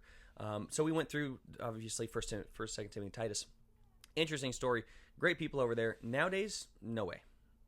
With the Muslims and everything moving over there. So as far as a country goes, there's hardly any. This is the problem. There's hardly anywhere else in the world you'd want to go. Poland, I think, is it Poland that declared Christ as king? yeah. So I think Poland's got some things going on. There are some of those European countries that Hungary, Hungary's another one that are seemingly trending in a positive direction. So it'd probably be one of those. How's Sweden? I've heard Sweden's a great place to visit. Yeah, That's to another one of those visit, but immigration wrecked. immigration wrecked all and that. the euthanasia and everything like that. They're pretty liberal. Yikes. Yeah, I didn't really have a firm answer for this one. I'm with Joe. There's not really any other place I'd like to go. Yeah. Live and raise a family. So Yeah, I'm going to combine a couple here. Your career goals and how do you find satisfaction in your job? that's good. I'll start. My turn. So I currently am the operations director for Chick-fil-A in Spring Hill.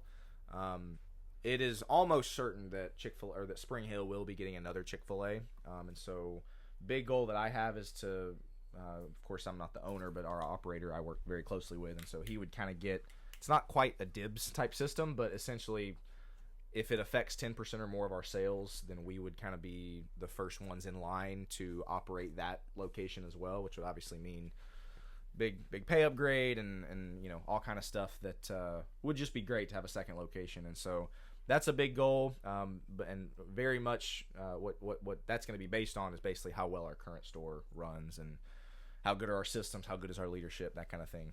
And so having our store ready for that to at least be considered and hopefully receive a second location. Because Chick-fil-A, they're very choosy about somebody becoming an operator. They're even more choosy about a current operator getting two locations versus one. And then beyond that, everybody asks me like, hey, are you going to try to become an operator one day? And I certainly have not completely ruled it out. It's a lot of travel for like 2.5 years that is not within the cards right now with 3 kids 4 and under. So maybe one day, maybe when I'm in my 40s and kids are mostly out of the house and I want to go make a bunch of money, might give it a try. Who knows? There you go. Nice. Any chance Dixon's getting a Chick-fil-A? I think they will at some point. Okay, hope so. At some point, you'll have to come operate that one. Yeah, that'd be close. cool. For me, it's interesting. I'm actually at a time period where I have like 4 different options for goals and where I want to go business wise. So I got a lot on the table that I don't know fully what I'm going to do. There's a part of me that really wants to go to the social media side, push more towards social media work, because I do think that the way I view therapy is different than a lot of therapists out there, and I think there's a niche market for that. But I also really want to branch out into churches. I started working with an eldership, or I've worked with elderships before where they'll send people, but like make that a thing where you become the guy on staff for all of these churches as much as possible. Like where they'll send you, kind of yeah, thing. exactly. Either keep you on retainer, or everybody that they have, they know we got a Christian therapist who's not going to So push essentially, divorce. if somebody needs something, they come to you. Correct. They're not going to push divorce. They're not going to push the transgender kid off the into that. Like there's a market for that like crazy, especially in the Church of Christ, but in other churches as well. And if you could tap into that, the problem is I'm tapped out client wise right now. Like I'd be on a waiting list And time wise, and so the next step is to get employees, to get people underneath, and to start giving it to them, and then building a business is my plan in my 30s. That's good. All right. What was that second question? Your satisfaction in your job. Oh, So we'll give it a short answer on yeah, I get that. to help people, and it's great. Yeah. Leading people and developing people, I think, is definitely satisfactory for me. Cool. What is your biggest regret? I think we're starting over here. I spoke to mine earlier. Yeah. Yeah. Yeah, you kind of rolled it in with the other answer. Yep. Do you have one you want to add on there? Yeah, I think I've said before on the podcast, not finishing my bachelor's degree. I have far more than the equivalent of an associate's degree, but not finishing my bachelor's degree, I would say, is probably the biggest one. Not investing in Bitcoin a decade ago. Yeah. Joke. That's Jack's biggest. Yeah, I was going to regret say, for sure. Jack was there. You were about to. Yeah. Jack could have paid for a whole new studio for us. No kidding. And a lot more. Yep. Yeah, a lot more. You That's just right. didn't pull the trigger. All right. If you had to use one word to describe your wife, what would it be? That's not even fair, but one word. And I didn't say like beautiful is off the table. I think oh was in yeah, there, I'm sorry. yeah. Excluding beautiful, pretty, or gorgeous. Perfect. So, I would hot. say, yeah. Kind is what I'll go with. Yeah. I mean, I already said fun earlier. Loving. Again, my wife has some spunk, and so she's yeah. For Both our those wives that she's share not, that, yeah, share that trait. right. For those that she's not super close with, it can feel standoffish, or she can be kind of guarded and things like that. And I get it. It's not really something that I deal with too much. But she does, and so there's a little bit of a guardedness. But once you get to know her, my wife is very, very loving, and yeah, it's fun. It's good. What is your biggest theological struggle? I think is it me or Joe? Joe. I think it's me. I struggle with God's omniscience.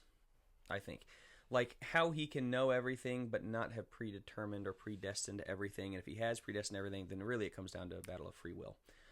Do we have actual free will? Yeah. Is it partial free will? Does God step in? We've had debates something deeper about.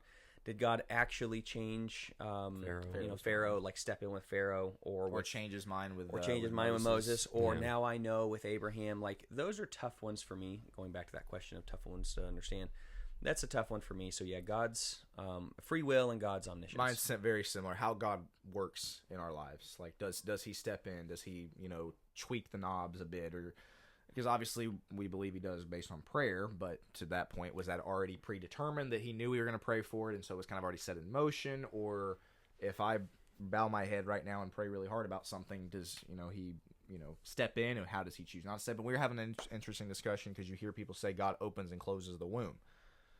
I don't necessarily think that's the case, but there's that question of how does God work in everyday life, and so I think that's probably my biggest about you? struggle as well. Oh man, there's a lot.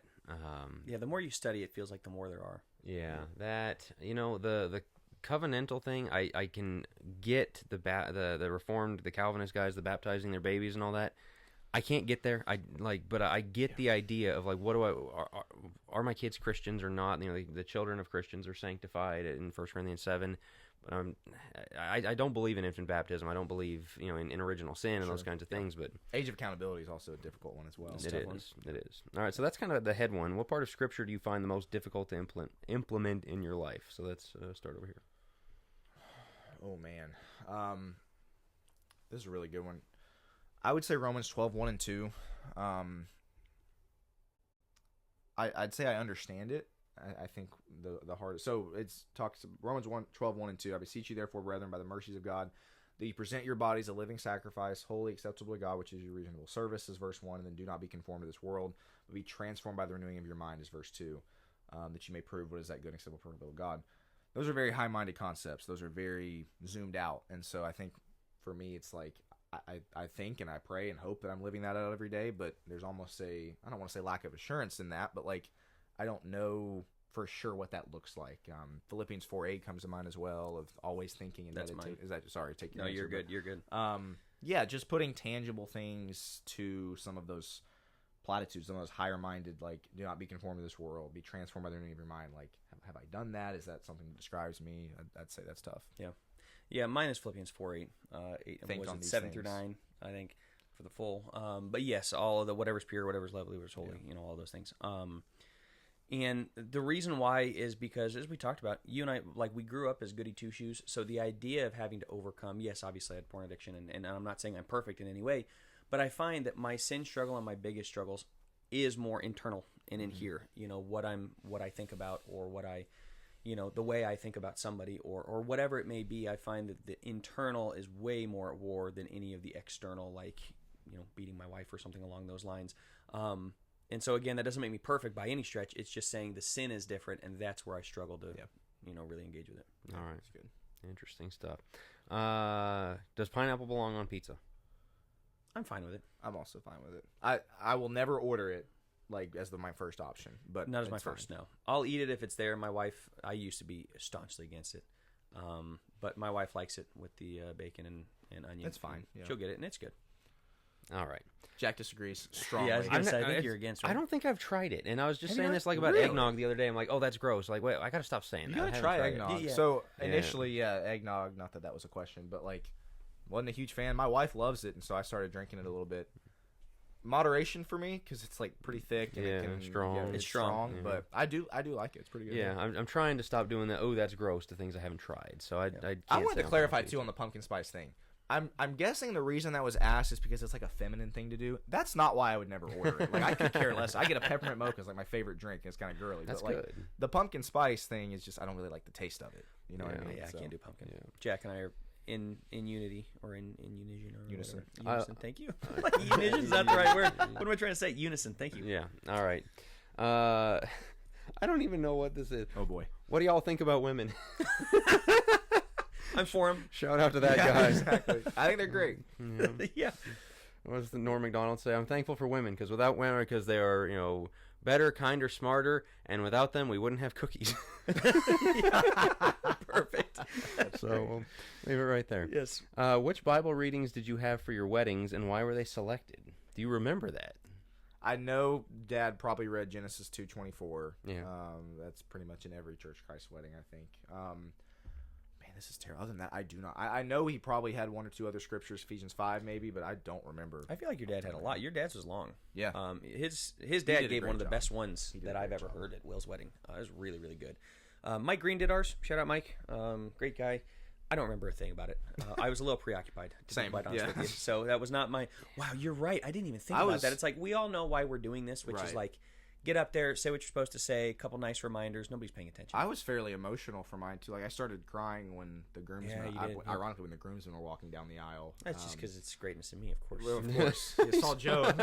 No, but like, the realness of the moment hit me. And so, and then when my wife got up there, she started crying. So it was a bit of an emotional, very good emotion, of course. And so I don't remember. I remember Dad did a great job of being very personal as well as being very scriptural with his thing. But Alyssa hits me the other day. We're driving down the road. She goes, out of the blue, like, it was kind of a quiet moment. She goes, "Why didn't you cry at our wedding?" I was like, what? Are you kidding me? That was 9 years ago. Like, Yeah, why she did probably you cry? saw something on Instagram like She did, your wedding only mattered if you cried at it or It something turns, like that. she's like, I was just seeing something on Instagram, and I was just kind of curious why you didn't. And I was like, because I'm a real man. No, That's crazy. Yeah, that. Wow. No, I remember that being an emotional thing for you, and for me, yeah. I mean, it was anyway. I don't remember hardly any of them. Yeah. All right. While we're on marriage, what would y'all's wives say is your most masculine trait? I think we'll start with Joe over here. It was your turn. Sorry, Will and I were joking off air. Your facial hair.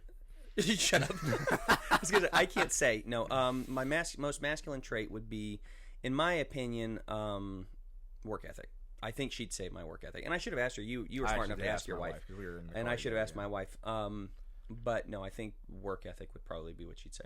She said my gym work ethic was one of the first things that came to her mind, like the fact that I work out and am fit. But the other one was that she always knows that she'll be provided for, that she'll be taken care of because of how hard I work. So, which that's I would say kind of an underrated masculine. Like people think masculine, they think gym, they think how strong are you, they think do you hunt, stuff like that, which is very important, I think. But very underrated is like, does your wife know she will never have to worry about having food on the table, type of thing. So yeah, it's a big deal. Yeah. What is the biggest failure guys will eventually face, and how to deal with it? Will. Biggest failure that guys will eventually face. I think for me, one of two.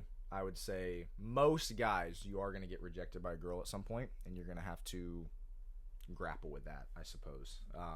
Learn how to still be very proud of yourself and not.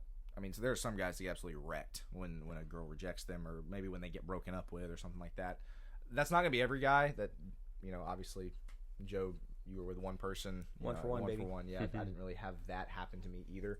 I think what I would say in addition to that is most guys as well, you are going to have maybe not a failure, but a crossroads in your vocation at some point in your career. It's something you might fail, you might get fired, your company might close down or shut down, and so you might get laid off. You might have a crossroads decision of like, do I pursue this or do I stay on this path? So not entirely answering the failure part, but those are generally the two areas where guys are, rubber meets the road to some extent with relationships with a potential spouse. And then I would say in your vocation, at some point, you're going to either have a failure or be faced with a decision where one or both might lead to failure, if that makes sense. So. I mean, that's probably as good as I could answer. So I think that's great. The only other thing I'd say is if you reframe from failure, the biggest struggle that a man might face is, in my opinion, juggling everything. Yeah. Which will lead to failure along some line of, you got your kids, you're trying to be the best dad you can be, the best husband you can be, the best employee or employer you can be. Still work out and exercise. Still work out and exercise, yeah. As healthy as you can be, as spiritually fit as you can be, going to church, being a member, and good hopefully, friend, being a good friend, keeping up with people, keeping up with things like the Discord. And so it's like, you build out and build out and build out, and you have so many plates spinning. That's my biggest struggle, is trying to figure out how to navigate all of that.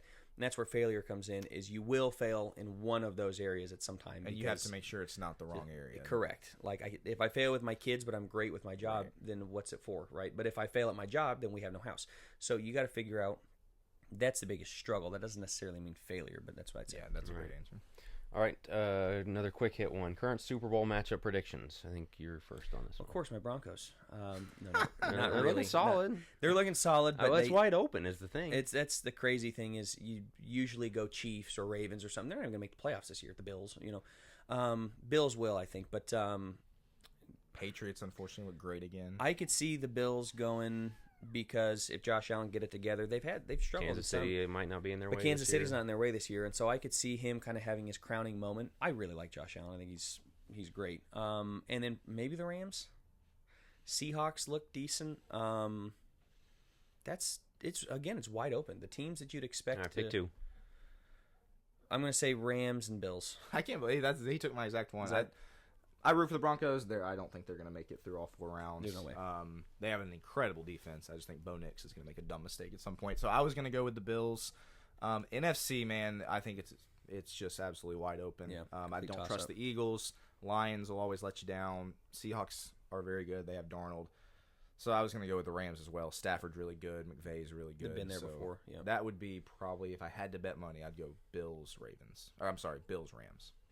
I'll say if the Broncos get home advantage, they'll be in the Super Bowl. I don't think they beat the Rams if they got there. I don't know. We'll see. But they're basically only competing with the Patriots for that 1 seed, which we get the bye. Yeah. But the insane thing is, how many fourth quarter games is it like down to the wire where we barely? They should have lost like 7 games. Yeah. Well, but that's the thing. Should have lost. Sorry, it's been in the balance. But they do keep you winning. can look at that as like, you almost died, or boy, we are really good at playing tight games. Yeah, which is the Chiefs last year. Everyone was like, they should be like 3-10, and they just kept winning and all the way to the Super Bowl. So that's true. You never know. I agree on the quarterback, but we'll see. All right, this guy says, I will be an uncle next year. Lord willing, everything goes smoothly.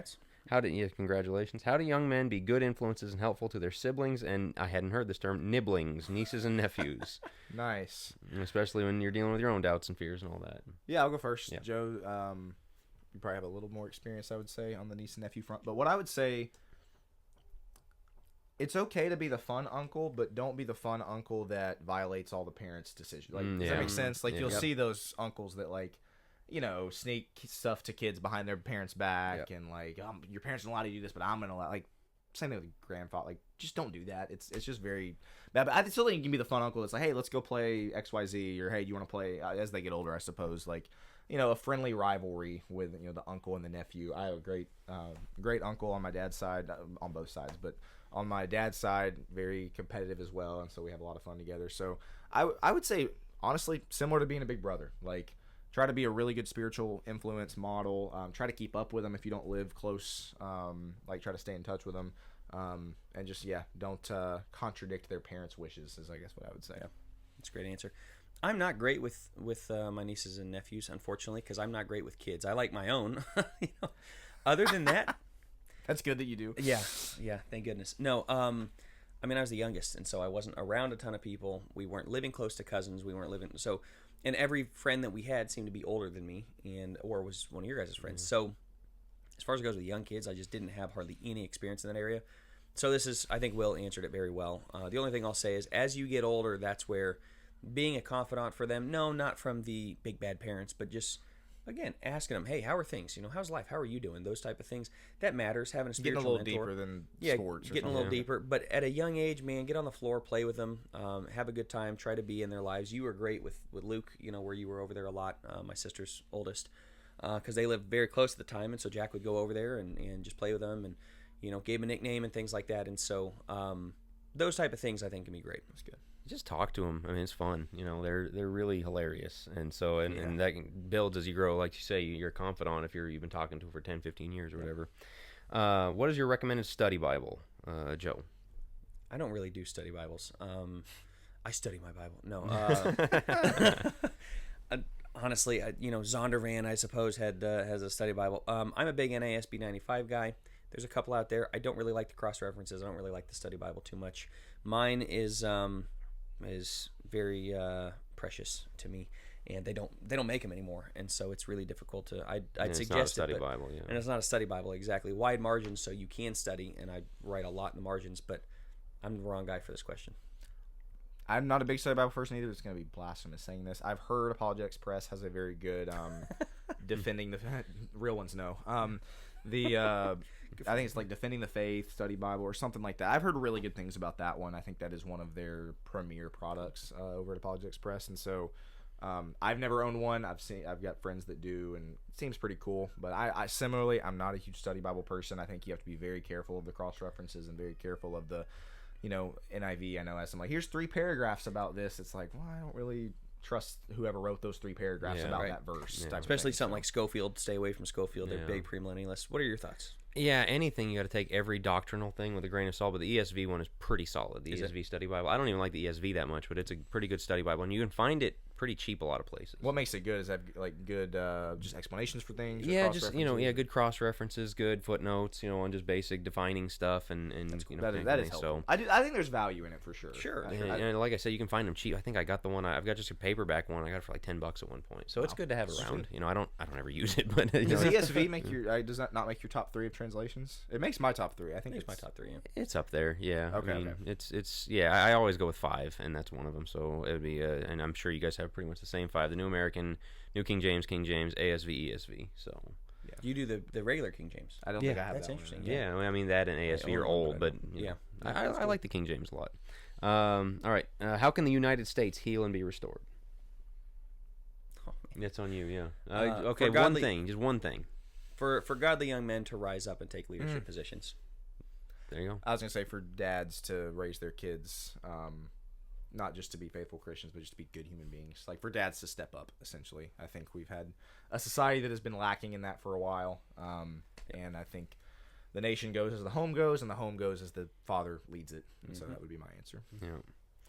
All right. Good stuff, guys. Similarly, what are you guys' thoughts on serving in the military? This guy said, as a current serving member of the military in my country, I'm curious as to your guys' take on it from a biblical perspective. I certainly don't have a problem with it. Like, I know there's Joe brought up pacifism earlier. Like people are opposed to somebody serving in the military. I'm certainly not. I appreciate your service. Thank you for your service, and for anybody who's in the military. There's not a ton of military in my family. I know some families, man, like it feels like every generation there's 2 or 3 guys in the military. Not a ton in my family, and so I'm very grateful for the people that do. As far as if I had a set 18-year-old that came to me and said, "Hey, I'm thinking about joining the military. Should I?" I would hesitate to encourage them to do that, I think is the way that I would put that right now. I will say 2 years ago, absolutely not. Right now, I was watching that Pete Hegseth speech from several months ago. I played like 3 minutes of that clip for some of my leaders, and I had one of my leaders. I said, y'all go watch the whole thing, but here's the 3 minutes we're going to watch. He watched the whole thing, and he was like, man, this was so good. Yeah. Oh, yeah. So I do think the vision for it and the direction that the American military is heading is a whole lot better now than it was 2-3 years ago. I said there's not much in my family. I do have 2 brother-in-laws who are in the military. And so I think the reason I would probably caution is because, I'm a fan of the current administration. They're going to be out in 2 years or 2.5, 3 years now. And so I'd be very hesitant based on who is leading the military. And so I just feel like it's a bit unpredictable right now. So that'd be the only thing. Yeah. I'm very, very appreciative of all of the service members, everybody that serves, and have no problem with it. But the only thing I'd add on the hesitation is like, there is a part of me that, you're giving it over to the country, which is great. But man, you learn structure, you learn a lot of different things. If you have no other place in life, like, man, that's a great way to learn all of those things. So for some people, it's the right decision, but for others, like, it is a massive commitment. And you are committing to, whatever the leader says. And so you think about the foreign wars. You think about, are you okay going over to Ukraine? Are you okay going over to Israel and fighting fighting somebody else's war? Are you okay with those things? Because that's where it leads. And if the military is about mainly just protecting America, and I know it's our interest, quote unquote, but if it's about that, I think that's a little bit of a different thing when you're thinking about having to go fight a lot of foreign wars. It's just something to consider, I guess is all I'd say. It's good. Yeah.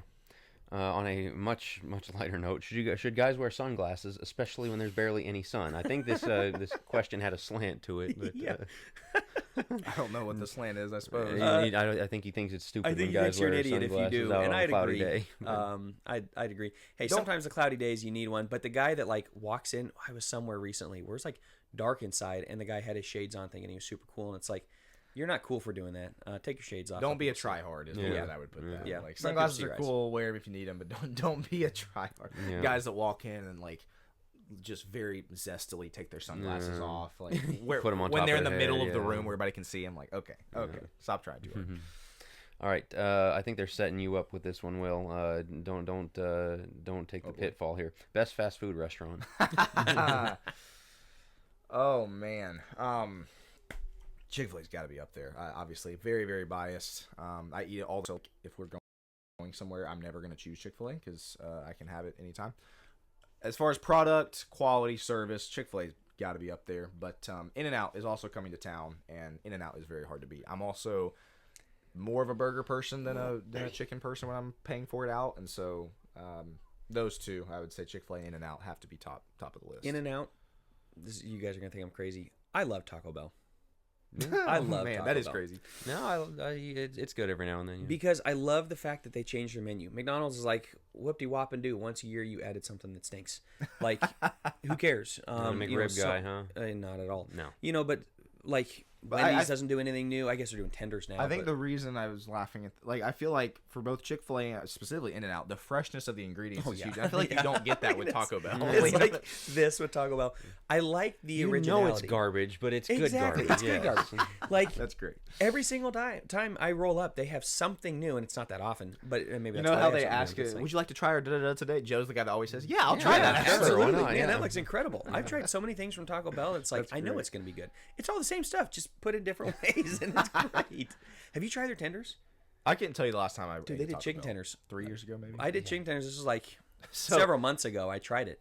Dude, their chicken tenders were really good. So, can I tell a story real fast? So this was pre-kids. My wife had a date planned, and she told me. She said, didn't tell me where we were going. Said, yeah, take off this time, be home.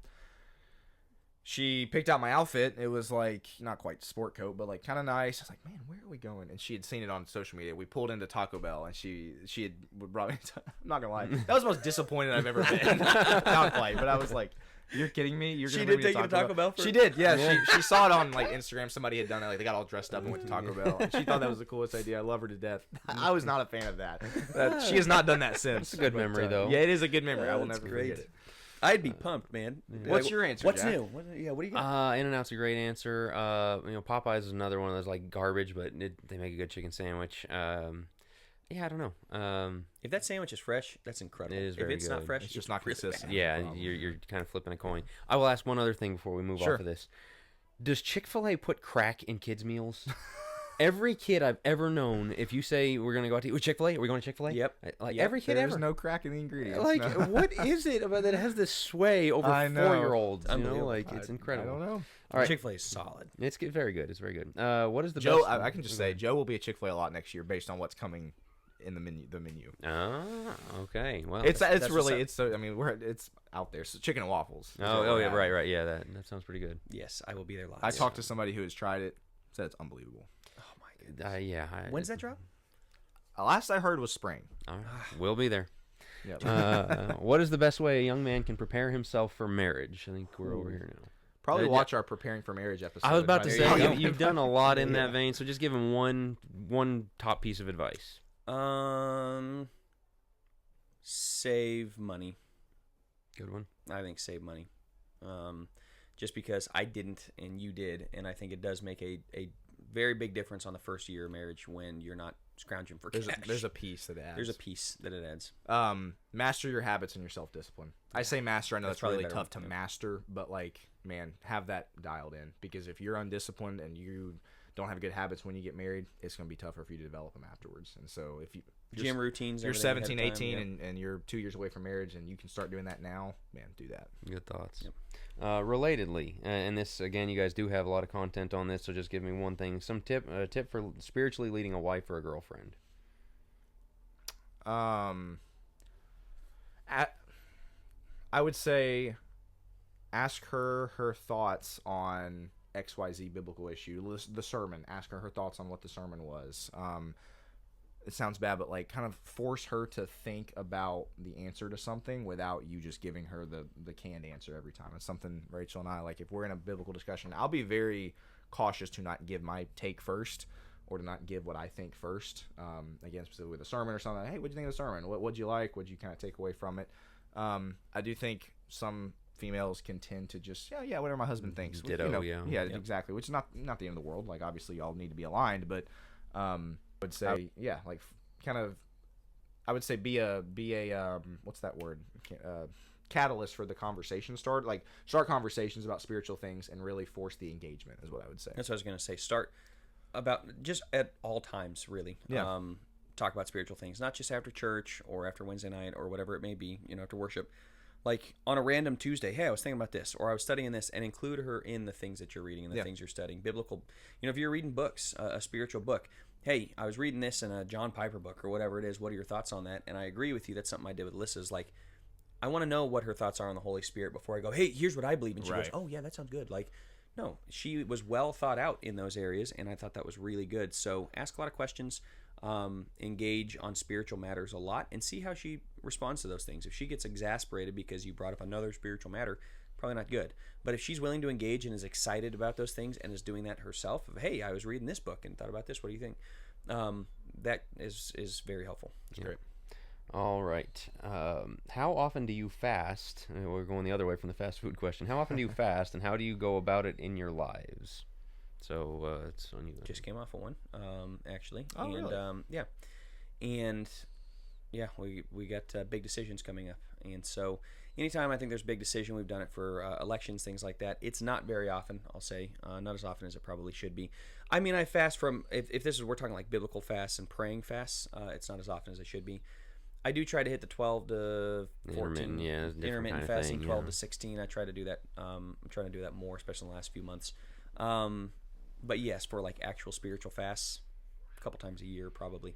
The way we do it, it depends. One was a 3-day fast or two-day fast with the church election. Yeah, with 40 church. hours. So 40 hours. Okay. It's tough. So yeah, I mean, it's one of those having help and texting people and seeing how it's going, things like that. Drink lots of water, and get lots of sleep. Yeah, I don't know if that helps, but I don't do it near as often as I should. Same with Joe. Like I did it for the election. I do think having groups of people that do it is a whole lot more sustainable, at least for me, than just a fast that I do, which is probably not good. Like I need to get better at it, but yeah, not as often as I should. But anytime there's something big coming, big thing I'm praying for, thinking about, I think it's valuable to do. All right. We gotta be getting close, right? Yeah, you down to about 5 questions, 4 or 5 questions. Thank you for sticking with us. Yeah, thank you. If you're this far, thank you. Great questions, everybody. Oh yeah. What is your favorite / least favorite experience traveling to other congregations for Focus Press? Will.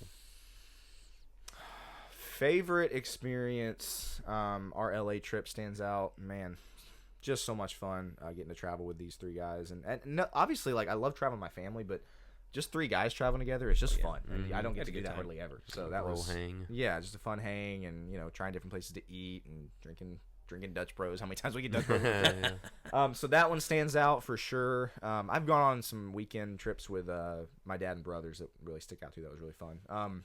Man, I don't know that I have a least favorite experience. I know this was one that y'all were talking about on the Discord that Joe had an answer for. I was curious his. I'm trying to think off the top of my head, like as far as me speaking there, seminars, I don't really have a least favorite that sticks out. So it's kind of a lame answer, I know, but I can't think of anything. So we had one. Is this the one? Yeah, where we went there and then they had everybody. So they had the elders stand up. The elders didn't show up at all to their seminar, which is really bizarre. One I think was forced to, but they had 4 or 5 elders, and none of them showed up, and it sounds like didn't support us at all. It was kind of a member put on thing, which is a little awkward. Well, then they get up on Sunday and they start. We'll have the elders stand up, okay, and then their wives, and then they have every woman in the congregation stand up, and the rest of the guys were like. And they had the church applaud. And then they had the church clap, for all the women in LA the or something congregation. different? Yeah. Yeah. And then they had all of us clap for the women, all the women of the congregation, and all the guys are just kind of like chopped liver. Yeah, like what is going on here? And that pretty much was the tone. Unfortunately, the guys that brought us out, great guys, great Christians, and a lot of nice people there. That was kind of a bizarre one. I went up to Pennsylvania and did a brief little mental health thing. Also, very, very nice people. The first night we show up, they were kind of upset at the turnout because it was nothing but just the Christians at the church. The next night we show up, same Christians, and it was supposed to give a different talk. I was like, okay. So we did it in a different location. We did one on the Ohio side and one on the Pennsylvania side, and they were hoping that there'd be different, so the turnout. And that the turnout was worse the second night, obviously, because it was the same people, and it was the same people, and so it was like, what do we cover? So that was a little bit awkward. But still, nice Christians everywhere you go. So that's what you find is great memories are made wherever, but some are. What was your favorite? LA, from a trip perspective, LA was a blast. The first one with Mike Green, I already shout out Mike again, the guy that preached sermon. He was the first one to have me out for the porn seminar, and decent turnout. It was the first time where I was just kind of testing everything out. Really good feedback, and that was fun because he drove us around his little town, and we went to Williamsburg, and took Alyssa, and so that was a good time. How about you? You've spoken a lot. Yeah, I mean the LA one really sticks out. I've been to so many great places, met so many great people. The least favorite, I had a travel fiasco one where they kept delaying my flight. And then I got there, and my rental car, like the shuttle, the rental car was delayed. Man. So I showed up 30 minutes after the evening service was supposed to start in a hockey T-shirt, and my PowerPoint didn't work. And so it was like, see you guys tomorrow. It's like we limped through it, but that was pretty bad. But nobody could do anything about it. I called them and I'm like, I'm trying to get there. I'll be there when I get there. So they were cool about it. I had that happen on the way up to Greeley one time. First time I was speaking out, and we caught serious traffic, and I was like an hour late. Are you coming? But I didn't have anybody there, and then I finally got a hold of somebody, and are you coming? Like, no, I'm not gonna make it. It was so embarrassing. You show up, and they had sung a ton of songs, and then somebody kind of half limped through something, and you show up, and it's like, hi guys, man, it's rough. Even 5-minute devo and get out of there. Exactly. All right, best piece of time management advice. I think we're on Will. Be really good at planning your week out. Take time the Saturday before the week starts or sometime on Sunday and plan your week out. I do hour by hour. You don't have to do hour by hour, but like obviously I'm going to be specifically for those of you who have like a job you go to, like I'm going to be at work for these hours. So how am I going to spend all of my non-work hours? Specifically for those of you who are in school, like homework, you can do kind of anytime. Man, plan that out. Say I got 7 a.m. to 11 a.m. open on this day. Block off 2 hours of that for homework. You got to be adaptable with it, but man, that helps me a lot. It's just if I start my week, I'm like, I'll figure out when I get to my homework this week. Or for me, when I was doing more sermons and class preparation, like I'll kind of figure that out. No, always ended up doing it on Saturday night or Sunday morning early. And so, yeah, plan out your week, plan out your days, plan out your hours, I would say. Preparation is key for time management. You got to be prepared. Write down your to-do list, everything that you need to get done ahead of time, because that's where things go wrong. Oh, I got to do this. Oh, yeah. You're always rushed. You're always scatterbrained. Yeah. Scatterbrained, and then things run long, and you're just not prepped. And so preparation, like the ounce of prevention is worth a pound of cure. It's that concept with preparation is 20 minutes of preparation saves you hours on the back end. Yeah, that's very true. All right. What's something you wish Christian guys would stop pretending they've figured out? I thought that was a pretty interesting question. That's an interesting question. I saw this one, and I was really trying to struggle, or I was struggling to figure out how I want to answer that. Kind of just carrying themselves like, oh, I'm in there, I got that taken care of, and a lot of times they still need to learn that. Yeah. If you have one, go for it. I've seen some guys that kind of think that they're in the big leagues for their like job and stuff.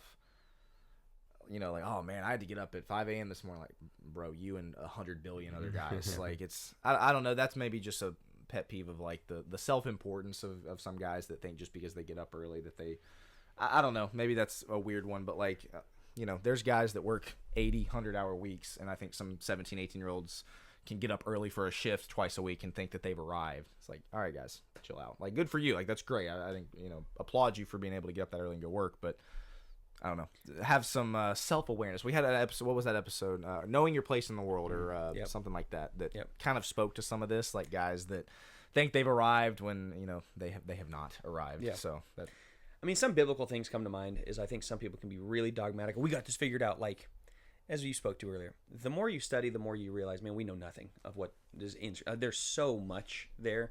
There's so many deep doctrines, philosophical things, big questions. So for a guy to come in hot fire like he knows everything, just be humble. I try to be as humble as I can with the scriptures and try not to be as dogmatic about, there are certain things for sure, but a lot of things that I used to be like super staunch on, and there's going to be a lot of grace because there's so many different nuances and different sides of this, and the more you study it, the more you realize where people come from. So when somebody comes in with a hot take, which is me usually, but when somebody comes in a hot take, like a young guy who's kind of looked at one side of it, it's like, this is the way that it is. It's like, pump the brakes, step back, realize there are millions of other people that view it differently than you, and they're not all dishonest, and they're not all stupid.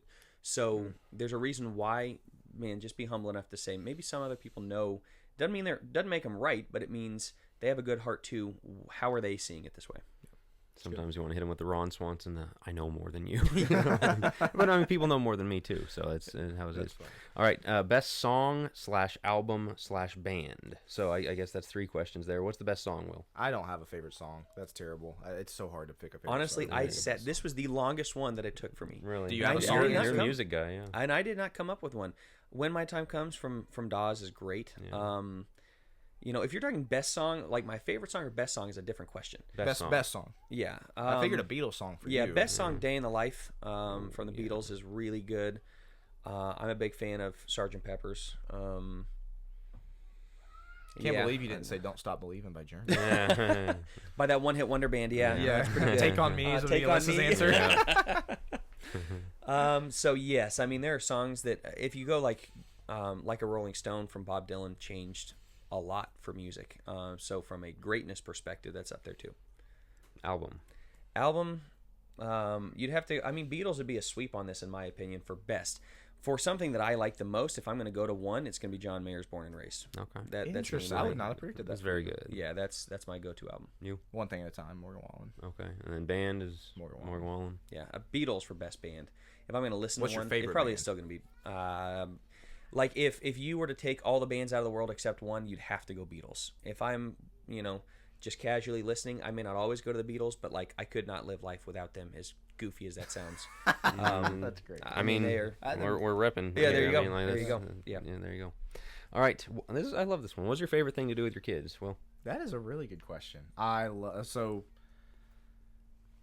So for Jackson, love playing any kind of ball, throwing football. He likes to hit baseballs in the backyard. He likes to hit golf balls, any kind of sport. But man, with all of them, we have a game. It's called what they call it playing Tiger, where we will go upstairs, we will get on the bed and just wrestle our hearts out. Jackson especially, but even Brooklyn will get in on it, and Nice. She wants to go upstairs and play Tiger. She'll hide under the covers, and we'll like tackle her and trying to develop her a little thicker skin, which she's getting there, having Jackson as a brother. But that's definitely memories I'll cherish of just wanting to go up and play wrestle on the bed. So.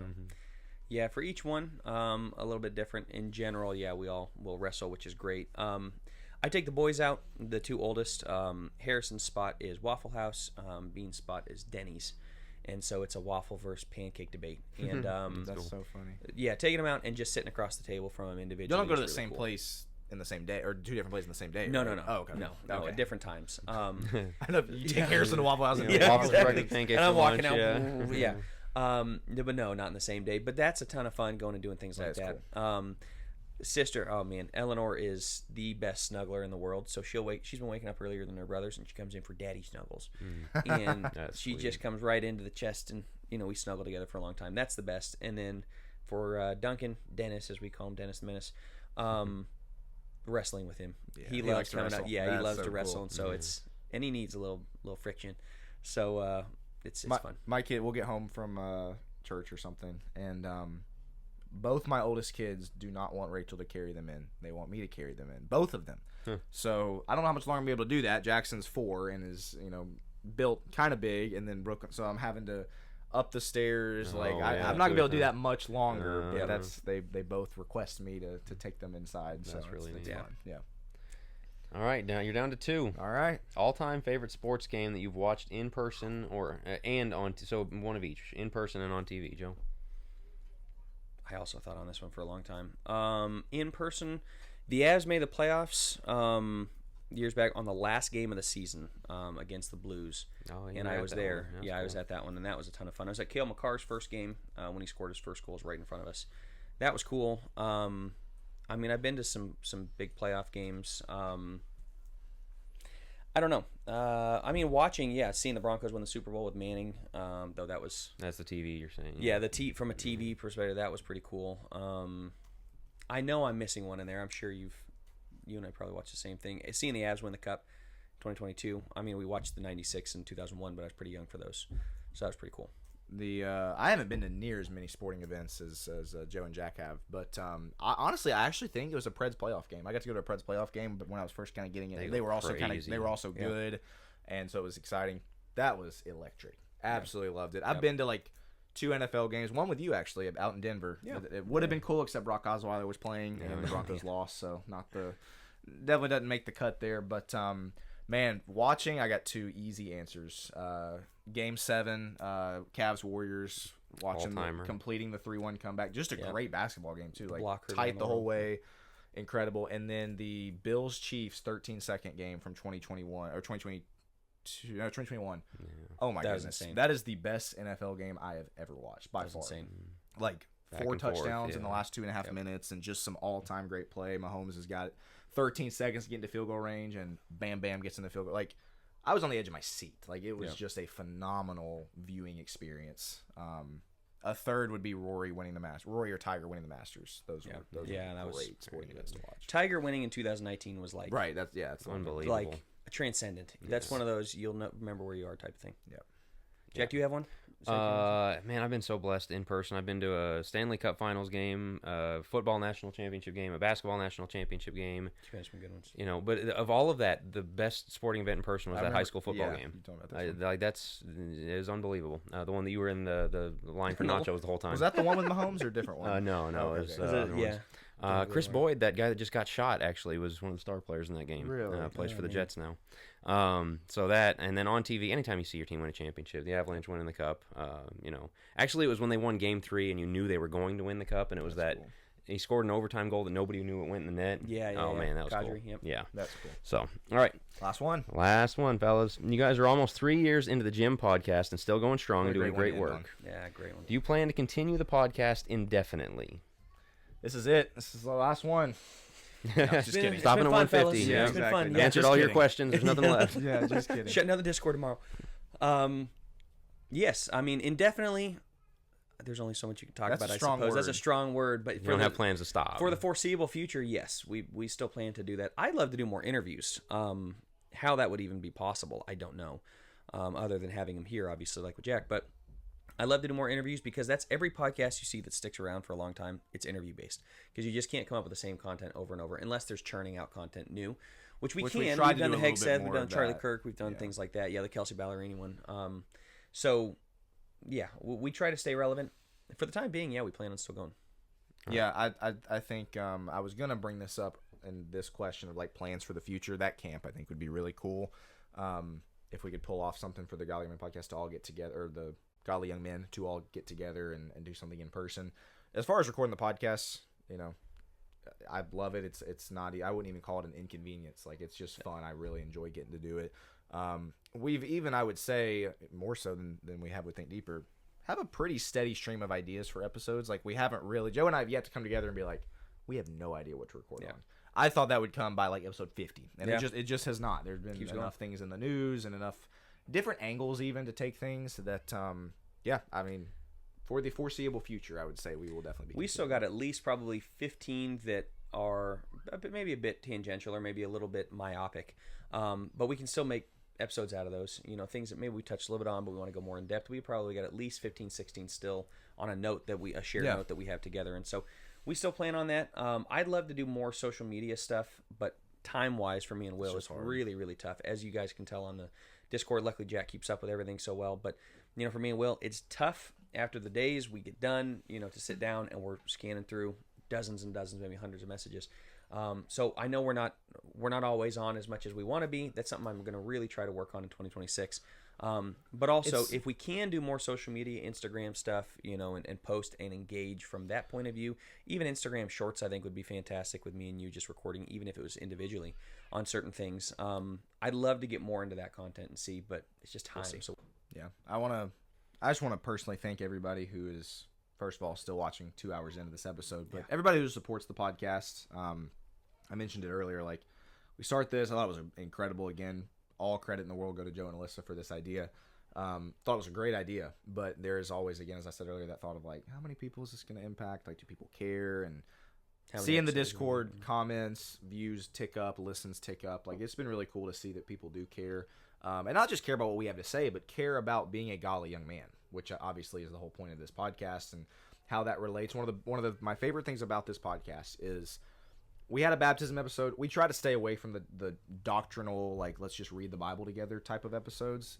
We fully believe in the importance of the Bible, but we believe the Bible touches so many different aspects of life. And so I think that's my favorite part of this podcast is we can have an episode on a new song that came out because it touches a part of our lives as Golly young men. We can have an episode about top 5 things I want to pass on to my sons, where maybe we didn't even crack open a Bible, but it's related to being a Golly young man. Or we can have even restaurant etiquette, which is on the minor of importance in stuff that touches every aspect of our lives. Top 7 books we've read, stuff like that are episodes we enjoy.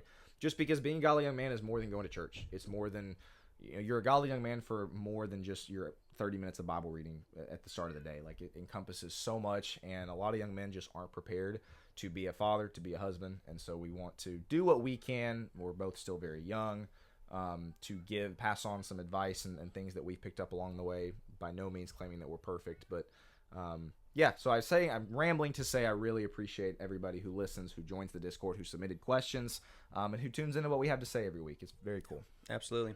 Likewise, the same. Thank you guys very, very much for sticking with us on this one, for sticking with us for 150 episodes. If you're new to this, go back and watch the rest of them and let us know what you think. But if you're not on the Discord, make sure to join the Discord, because this is a content we're dealing with all the time, and getting to engage with, and it's just so good. It's a ton of fun. Great guys in there, and so we appreciate everybody that's on the Discord that participated in this. But yeah, thank you for following, for supporting. Keep doing that. Special shout out to Jack for say, joining us for this episode. Thanks for having me. Congratulations to you guys. I said it when you guys started. I think this is one of the most important things we do at Focus Press is you guys doing this show. So just keep it up and great work. Thank you, sir. Appreciate your help on it as well. So yeah, we will be back next week. Christmas episode. That's right. Christmas episode. We dropped 2 days before Christmas, and so we're excited about that as well. And we got the new year coming up. We got another episode coming up surrounding goals for the new year, things like that. So stay tuned for that. Check out our merch shop as well. Joe's been putting in a ton of work on that. New merch, lots of ideas. I'm still building out. But that's even on the Discord. Is we have a merch one now. If you have ideas and say, hey, can you build something like this? I'm happy to, if I can get around to it. And then even on, okay, what kind of hoodie do you want? I just posted that. What kind of hoodie do you want? And they can go in and take a vote on what type of hoodie they want me to build. So, man, we got a lot of things going on right now, and we're just blessed to be a part of it. But thank you for watching. Thank you for listening, for supporting us, and we will talk to you again next week.